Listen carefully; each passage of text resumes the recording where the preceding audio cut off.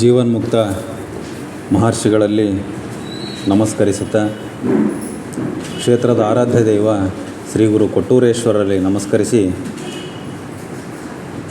ಈ ದಿನದ ಸತ್ಸಂಗದಲ್ಲಿ ಭಾಗವಹಿಸಿರ್ತಕ್ಕಂಥ ಎಲ್ಲ ಸಹೋದರ ಸಹೋದರಿಯರೇ ಎಲ್ಲರಿಗೂ ತುಂಬು ಹೃದಯದ ಶರಣಾರ್ಥಿಗಳು.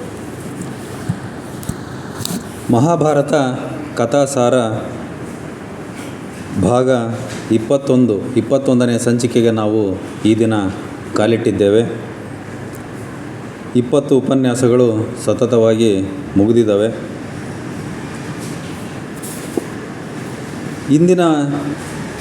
ಹಿಂದಿನ ತಿಂಗಳ 20ನೇ ಉಪನ್ಯಾಸದಲ್ಲಿ ನಾವು ಮಹಾಭಾರತ ಕಥಾಸಾರವನ್ನು ಎಲ್ಲಿಗೆ ಈ ಒಂದು ವಿಚಾರಗಳನ್ನು ವಿರಾಮ ಕೊಟ್ಟಿದ್ವಿ ಅಂತ ನೋಡೋದಾದರೆ, ಈ ಒಂದು ಪಾಂಡವರಿಗೂ ಮತ್ತು ಕೌರವರಿಗೂ ರಾಜ್ಯವನ್ನು ಹಂಚಬೇಕು ಅಂತಕ್ಕಂಥ ತೀರ್ಮಾನ ಭೀಷ್ಮ ಮತ್ತು ವಿದುರರು ಮಾಡ್ತಾರೆ. ಯಾಕಂದರೆ ಇವರಿಬ್ಬರಿಗೂ ಸಹ ಸರಿ ಹೋಗಲ್ಲ, ಎಣ್ಣೆ ಮತ್ತು ತೈಲದ ರೀತಿ ಇವರಿಬ್ಬರು ಹೊಂದಿಕೆ ಆಗಲ್ಲ ಅಂತಕ್ಕಂಥ ಒಂದು ವಿಚಾರದಿಂದ ಅರ್ಧ ರಾಜ್ಯವನ್ನು ಪಾಂಡವರಿಗೆ ಕೊಡಿಸ್ಬೇಕು, ಹಂಗಾಗಿ ಅವರಿಗೆ ಒಂದು ನ್ಯಾಯವನ್ನು ಒದಗಿಸಿಕೊಟ್ಟಂಗೆ ಆಗುತ್ತೆ ಅಂತಕ್ಕಂಥದ್ದು ವಿದುರ ಭೀಷ್ಮರಿಗೆ ಮನವರಿಕೆ ಮಾಡಿಕೊಡ್ತಾರೆ. ಹಂಗಾಗಿ ಆ ಒಂದು ಧೃತರಾಷ್ಟ್ರನಿಂದ ಆ ಒಂದು ಅರ್ಧ ರಾಜ್ಯವನ್ನು ಪಾಂಡವರಿಗೆ ಕೊಡಿಸ್ಬೇಕು ಅಂತಕ್ಕಂಥದ್ದನ್ನು ಆ ವಿದುರ ಮತ್ತು ಭೀಷ್ಮರು ಸಮಾಲೋಚನೆಯನ್ನು ಮಾಡಿರ್ತಾರೆ. ಅಲ್ಲಿಗೆ ನಾವು ಹಿಂದಿನ ತಿಂಗಳ ವಿಚಾರಗಳನ್ನು ನಿಲ್ಲಿಸಿದ್ವಿ. ಈಗ ಮುಂದೆ ನೋಡೋದಾದರೆ, ಈಗ ಅನಿವಾರ್ಯವಾಗಿ ಧೃತರಾಷ್ಟ್ರನಿಗೆ ಈ ಒಂದು ರಾಜ್ಯವನ್ನು ಕೊಡಲೇಬೇಕಾಗಿರ್ತಕ್ಕಂಥ ಪ್ರಸಂಗ ಬರ್ತದೆ. ಆಗ ಶಕುನಿ ಹೇಳ್ತಾನೆ ನೋಡ್ರಿ ಧೃತರಾಷ್ಟ್ರನ ಹತ್ರ, ಭೀಷ್ಮರನ್ನು ಹಸ್ತಿನಾಪುರದ ದಾಸನನ್ನಾಗಿ ಇರಿಸಿಕೊಳ್ಳಿ. ಯಾವುದೇ ಕಾರಣಕ್ಕೆ ಭೀಷ್ಮರನ್ನು ಯುಧಿಷ್ಠಿರನ ರಾಜ್ಯಕ್ಕೆ ಕಳಿಸ್ಬೇಡ್ರಿ. ಈಗ ನೀವು ಅರ್ಧ ರಾಜ್ಯ ಕೊಟ್ಟದ್ದೇ ಆದರೆ ಭೀಷ್ಮಾಚಾರ್ಯರನ್ನು ಹಸ್ತಿನಾಪುರದಲ್ಲೇ ಉಳಿಸ್ಕೊಳ್ಬೇಕು. ಯಾಕಂದ್ರೆ ಭೀಷ್ಮಾಚಾರ್ಯರು ಇದ್ದರೆ ಮಾತ್ರ ನಮ್ಮ ಹಸ್ತಿನಾಪುರ ಅಂತಕ್ಕಂಥದ್ದು ಬಹಳ ರಕ್ಷಣೆಯನ್ನು ಹೊಂದಿರ್ತದೆ. ಅವರಿಲ್ಲದ್ರೆ ನಮ್ಮ ಮೇಲೆ ಯಾರು ಬೇಕಾದರೂ ದಾಳಿ ಮಾಡ್ಬೋದು ಅಂತಕ್ಕಂಥದ್ದು ಶಕುನಿಯ ಒಂದು ದೂರದೃಷ್ಟಿ. ಆಗ ಭೀಷ್ಮರು ಧೃತರಾಷ್ಟ್ರನ ಹತ್ತಿರ ಬರ್ತಾರವರು. ಆಗ ಧೃತರಾಷ್ಟ್ರ ಕ್ಷಮಾಪಣೆಯನ್ನು ಕೇಳ್ತಾನೆ. ಭೀಷ್ಮರ ಕ್ಷಮಿಸಿಬಿಡಿ ದೊಡ್ಡಪ್ಪ ಅಂತಂದು ಕ್ಷಮಾಪಣೆಯನ್ನು ಕೇಳ್ತಾನೆ. ಯಾಕಂತಂದರೆ ಪಾಂಡವರಿಗೆ ಸೆರೆವಾಸದ ಶಿಕ್ಷೆಯನ್ನು ಕೊಟ್ಟಿದ್ದ ಧೃತರಾಷ್ಟ್ರ. ಆ ಸೆರೆವಾಸದ ಶಿಕ್ಷೆಯಿಂದ ಭೀಷ್ಮಾಚಾರ್ಯರು ಧೃತರಾಷ್ಟ್ರನ ಅನುಮತಿ ಇಲ್ಲದೇ ಬಿಡಿಸಿದ್ರು ಅವರು ಭೀಷ್ಮರು. ಹಂಗಾಗಿ ತನ್ನ ತಪ್ಪಿನ ಅರಿವಾಯ್ತಲ್ಲ, ಜೊತೆಗೆ ಶಕುನಿ ಅವನಿಗೆ ಧೃತರಾಷ್ಟ್ರನಿಗೆ ಹೇಳ್ತಾನೆ, ನೀವು ಭೀಷ್ಮರನ್ನು ಎದುರಾಕೊಂಡ್ರೆ ಹಸ್ತಿನಾಪುರದಲ್ಲಿ ರಾಜ್ಯ ಆಳೋದಕ್ಕೆ ಸಾಧ್ಯ ಇಲ್ಲ. ಭೀಷ್ಮರ ಒಂದು ಶಕ್ತಿ ಹಸ್ತಿನಾಪುರಕ್ಕೆ, ಅವ್ರು ಬೇಕೇ ಬೇಕು ನಮಗೆ. ಹಂಗಾಗಿ ಕ್ಷಮಾಪಣೆ ಕೇಳುವಂತಕ್ಕಂಥ ನಾಟಕವನ್ನು ಆ ಧೃತರಾಷ್ಟ್ರ ಮಾಡ್ತಾನೆ. ಕ್ಷಮಿಸಿ ದೊಡ್ಡಪ್ಪ ಅಂತ ಹೇಳ್ತಾನೆ. ಆಗ ಭೀಷ್ಮಾಚಾರ್ಯರು ಸಿಂಹಾಸನದ ಮೇಲೆ ಕುಳಿತುಕೋ ಅಂತ ಹೇಳ್ತಾನೆ. ರಾಜ ಈ ರೀತಿ ಬೇರೆಯವರನ್ನು ಕ್ಷಮಿಸಿ ಅಂತ ಕೇಳೋಂಗಿಲ್ಲ, ಹಂಗೆ ಕೇಳಬಾರ್ದು, ನೀನು ಸಿಂಹಾಸನದ ಮೇಲೆ ಕೂತ್ಕೋ ಅಂತಕ್ಕಂಥದ್ದನ್ನು ಭೀಷ್ಮರು ಹೇಳ್ತಾರೆ. ವಿದುರನ ಸಲಹೆಯ ಮೇರೆಗೆ ರಾಜ್ಯ ವಿಭಜಿಸು. ವಿದುರ ಏನು ಸಲಹೆ ಕೊಟ್ಟಿದ್ದಾನಲ್ಲ, ಅವನು ಕೊಟ್ಟಿರ್ತಕ್ಕಂಥ ಸಲಹೆ ಸರಿ ಇದೆ. ಅರ್ಧ ರಾಜ್ಯವನ್ನು ಕೊಡು ಪಾಂಡವರಿಗೆ. ಯಾಕಂದರೆ ಪಾಂಡವರು ಕೌರವರು ಕಲಿಯೋದಿಲ್ಲ, ಇವರಿಬ್ಬರಿಗೆ ಹೊಂದಾಣಿಕೆ ಆಗೋದಿಲ್ಲ, ಮುಂದೆ ಭವಿಷ್ಯದಲ್ಲಿ ಸಹ ಹೊಂದಾಣಿಕೆ ಆಗೋದಿಲ್ಲ. ಹಂಗಾಗಿ ಅವರಿಗೆ ಅರ್ಧ ರಾಜ್ಯವನ್ನು ಕೊಟ್ಬಿಟ್ರೆ ಅವ್ರ ಪಾಡಿಗೆ ಅವರು ಇರ್ತಾರೆ ಅಂತಕ್ಕಂಥದ್ದನ್ನು ಭೀಷ್ಮರು ಧೃತರಾಷ್ಟ್ರನಿಗೆ ಹೇಳ್ತಾರೆ. ಪಾಂಡವರೊಡನೆ ವಿದುರನ ಸಮಾಲೋಚನೆ. ವಿದುರ ಪಾಂಡವರ ಜೊತೆಗೆ ಸಮಾಲೋಚನೆ ಮಾಡ್ತಾನೆ. ನಾನು ನಿಮಗೆ ಅರ್ಧ ರಾಜ್ಯವನ್ನು ಕೊಡಿಸ್ತೀನಿ, ನೀವು ಆರಾಮಾಗಿ ಸುಖವಾಗಿ ಧರ್ಮಯುತವಾಗಿರ್ತಕ್ಕಂಥ ರಾಜ್ಯವನ್ನು ಆಳ್ರಿ ಅಂತಕ್ಕಂಥದ್ದನ್ನು ಹೇಳ್ತಾನೆ. ವಿಭಜನೆಯ ಬಗ್ಗೆ ಮಾತಾಡ್ತಾನೆ ವಿದುರ. ನೋಡ್ರಿ, ಭೀಷ್ಮ ಹೇಳ್ತಾರೆ, ಜೀವನ ಪರ್ಯಂತ ಸಂಘರ್ಷ ಮಾಡಿರುವೆ ಧರ್ಮಕ್ಕಾಗಿ. ನನ್ನ ಜೀವನನೇ ಸಂಘರ್ಷದಿಂದ ಬಂದಿದೆ. ಭೀಷ್ಮಾಚಾರ್ಯರ ಜೀವನವನ್ನು ನೋಡಿದಾಗ ನಾವು ಪ್ರಾರಂಭದಿಂದ ಅವರು ಒಂದು ಧರ್ಮಕ್ಕೆ ಕಟ್ಟುಬಿದ್ದು ಪ್ರತಿಯೊಂದು ಸಂಘರ್ಷಗಳನ್ನು ಎದುರಿಸಿಕೊಂಡು ಆ ಒಂದು ಹಸ್ತಿನಾಪುರದ ಅಸ್ತಿತ್ವಕ್ಕಾಗಿ ಅವರು ಹೋರಾಡ್ಕೊಂತ ಬಂದಿದ್ದಾರೆ. ಹಂಗಾಗಿ ನಾನು ಇಲ್ಲಿವರೆಗೂ ಸಹ ಜೀವನವನ್ನು ಸಂಘರ್ಷದಿಂದಲೇ ಬಂದಿದ್ದೀನಿ. ನನಗೆ ಸಾಕಾಗಿಬಿಟ್ಟತ್ತಲ್ಲ ಇಷ್ಟು ದಿವಸ. ಹಂಗಾಗಿ ನಾನು ಯುಧಿಷ್ಠಿರ ಎಲ್ಲಿರ್ತಾನೆ ಅಲ್ಲಿಗೆ ಹೋಗಿಬಿಡ್ತೀನಿ. ಯಾಕಂತಂದ್ರೆ ಯುಧಿಷ್ಠಿರ ಇದಾನಂತಂದರೆ ಅವನು ಬಹಳ ಧರ್ಮಯುತವಾಗಿ ರಾಜ್ಯಭಾರವನ್ನು ಮಾಡ್ತಾನೆ. ಪ್ರಜಾಪಾಲಕ ರಾಜ್ಯ ಅವನಾಗಿರ್ತಾನೆ. ಹಂಗಾಗಿ ಅಂಥ ರಾಜ್ಯದಲ್ಲಿ ನಾನು ಬಹಳ ಆರಾಮವಾಗಿ ನೆಮ್ಮದಿಯಿಂದ ಯಾವುದೇ ಸಮಸ್ಯೆಗಳಿಲ್ದಂಗೆ ಸಂಘರ್ಷಗಳಿಲ್ದಂಗೆ ನಾನು ಇರಬಹುದು ಅಂತಕ್ಕಂಥದ್ದನ್ನು ಇವರು ಹೇಳ್ತಾರೆ ಭೀಷ್ಮ. ನಾನು ಯುಧಿಷ್ಠಿರನೊಡಿಗೆ ಹೋಗಿಬಿಡ್ತೀನಿ, ಅಲ್ಲೇ ಆರಾಮಾಗೆ ಇದ್ದುಬಿಡ್ತೀನಿ, ಸಾಕಾಗ್ಬಿಟ್ಟತ್ತೆ ನನಗೆ ಅಲ್ಲಿ ಸಂಘರ್ಷವನ್ನು ಮಾಡಿ ಮಾಡಿ ಸಾಕಾಗ್ಬಿಟ್ಟತೆ ಅಂತಕ್ಕಂಥದ್ದನ್ನು ಭೀಷ್ಮ ಹೇಳ್ತಾರೆ. ಯುಧಿಷ್ಠಿರನೊಂದಿಗೆ ಹೋಗುತ್ತೇನೆ. ಕ್ಷಮಾಪಣೆಯ ನಾಟಕ ಧೃತರಾಷ್ಟ್ರ ಮತ್ತು ಶಕುನಿಯಿಂದ. ಇವರಿಗೆ ಭಾಳ ಸಮಸ್ಯೆ ಆಯಿತು. ಭೀಷ್ಮ ಏನಾದರೂ ಹಸ್ತಿನಾಪುರ ಬಿಟ್ಟು ಹೋದರೆ ನಮಗೆ ಉಳಿಗಾಲಿಲ್ಲ ಹಸ್ತಿನಾಪುರ ರಾಜ್ಯಕ್ಕೆ. ಹಸ್ತಿನಾಪುರದ ಶಕ್ತಿನೇ ಹೊರಟೋಗುತ್ತೆ ಭೀಷ್ಮರು ಹೋಗಿಬಿಟ್ರೆ. ಹಂಗಾಗಿ ಆ ಒಂದು ಧೃತರಾಷ್ಟ್ರ ಮತ್ತು ಶಕುನಿ ಕ್ಷಮಾಪಣೆಯ ನಾಟಕವನ್ನು ಆಡ್ತಾರೆ. ಇಲ್ಲ, ನಮ್ಮನ್ನು ಕ್ಷಮಿಸ್ರಿ, ನಾವೇನಾದರೂ ತಪ್ಪು ಮಾಡಿದರೆ ನಮ್ಮನ್ನು ಕ್ಷಮಿಸ್ರಿ ಅಂತಕ್ಕಂಥದ್ದನ್ನು ಹೇಳ್ತಾರೆ. ಹೋಗಬಾರದೆಂದು ವಿನಂತಿ. ನೀವು ಯಾವುದೇ ಕಾರಣಕ್ಕೂ ನೀವು ಯುಧಿಷ್ಠಿರನ ರಾಜ್ಯಕ್ಕೆ ಹೋಗಂಗಿಲ್ಲ, ನಮ್ಮಲ್ಲೇ ಇರಬೇಕು ನೀವು. ಯುಧಿಷ್ಠಿರನ ರಾಜ್ಯಕ್ಕೆ ದಯಮಾಡಿ ಹೋಗಬೇಡ್ರಿ ಅಂತಕ್ಕಂಥದ್ದನ್ನು ಧೃತರಾಷ್ಟ್ರ ಗೋಗರಿತಾನೆ. ಹಸ್ತಿನಾಪುರದ ಶಕ್ತಿಯೇ ಹೋಗುತ್ತದೆ. ನೀವು ಹೋಗ್ಬಿಟ್ರೆ ಹಸ್ತಿನಾಪುರದ ಶಕ್ತಿನೇ ಹೋಗ್ತತೆ. ಇವತ್ತು ಯಾಕೆ ಹಸ್ತಿನಾಪುರ ಒಂದು ಸಾಮ್ರಾಜ್ಯವಾಗಿ ಉಳ್ಕೊಂಡೈತೆ ಅಂತಂದರೆ ಆ ಭೀಷ್ಮಾಚಾರ್ಯರು ಇರೋದ್ರಿಂದ. ಯಾಕಂದರೆ ಭೀಷ್ಮರ ಎದುರು ಯುದ್ಧವನ್ನು ಮಾಡಿ ಅವರನ್ನು ಸೋಲಿಸ್ತಕ್ಕಂಥವ್ರು ಯಾರಿಲ್ಲ. ಯಾಕಂತಂದ್ರೆ ಅವ್ರಿಗೆ ಹೊರನೇ ಇದೆ, ಅವ್ರಿಗೆ ಸೋಲು ಇಲ್ಲ ಸಾವು ಇಲ್ಲ ಅಂತಕ್ಕಂಥದ್ದು. ಹಂಗಾಗಿ ನೀವು ಹೋಗ್ಬಿಟ್ರೆ ನಮ್ಮ ಶಕ್ತಿನೇ ಹೋಗ್ಬಿಡ್ತದೆ ಹಸ್ತಿನಾಪುರದ್ದು, ದಯಮಾಡಿ ಹೋಗಬೇಡ್ರಿ ಅಂತಕ್ಕಂಥ ಗೋಗರಿತಾನೆ ಅವನು. ಶಕ್ತಿ ಮತ್ತು ಸಮೃದ್ಧಿ ಒಂದೇ ಕಡೆ ಬೇಡ. ನೋಡ್ರಿ ಧೃತರಾಷ್ಟ್ರನ ಒಂದು ಚಿಂತನೆ ಹೆಂಗಿದೆ ಅಂದರೆ, ಶಕ್ತಿ ಮತ್ತು ಸಮೃದ್ಧಿ, ನೀವು ಶಕ್ತಿ, ಭೀಷ್ಮ ಶಕ್ತಿ, ಸಮೃದ್ಧಿ ಪಾಂಡವರು, ನೀವೆರಡೂ ಒಂದೇ ಕಡೆಗೆ ಹೋಗಿಬಿಟ್ರೆ ನಾವೇನು ಮಾಡೋಣ? ಇಲ್ಲಿ ನಮಗೆ ಶಕ್ತಿನೂ ಇರಲ್ಲ, ಸಮೃದ್ಧಿನೂ ಇರಲ್ಲ. ಪಾಂಡವರು ಎಲ್ಲಿರ್ತದೆ ಅಲ್ಲಿ ಸಮೃದ್ಧಿ ಇದ್ದೇ ಇರ್ತದೆ ಅಂತ ಧೃತರಾಷ್ಟ್ರ ಹೇಳ್ತಕ್ಕಂಥದ್ದು. ಹಂಗಾಗಿ ಸಮೃದ್ಧಿ ಅವ್ರು ಹೋಗಲಿ, ಯುಧಿಷ್ಠಿರ ಅವ್ರು ಪಾಂಡವರು ಒಂದು ಕಡೆಗೆ ಹೋಗಲಿ, ಆದರೆ ನೀವು ನಮ್ಮ ಕಡೆಗೆ ಇರಬೇಕು, ನಮ್ಮ ಹಸ್ತಿನಾಪುರದ ಶಕ್ತಿನೇ ನೀವು ಅಂತಕ್ಕಂಥದ್ದನ್ನು ಧೃತರಾಷ್ಟ್ರ ಹೇಳ್ತಾನೆ. ಖಾಂಡವ ಪ್ರಸ್ಥದ ಬೇಡಿಕೆ ಇಟ್ಟ ಯುಧಿಷ್ಠಿರ.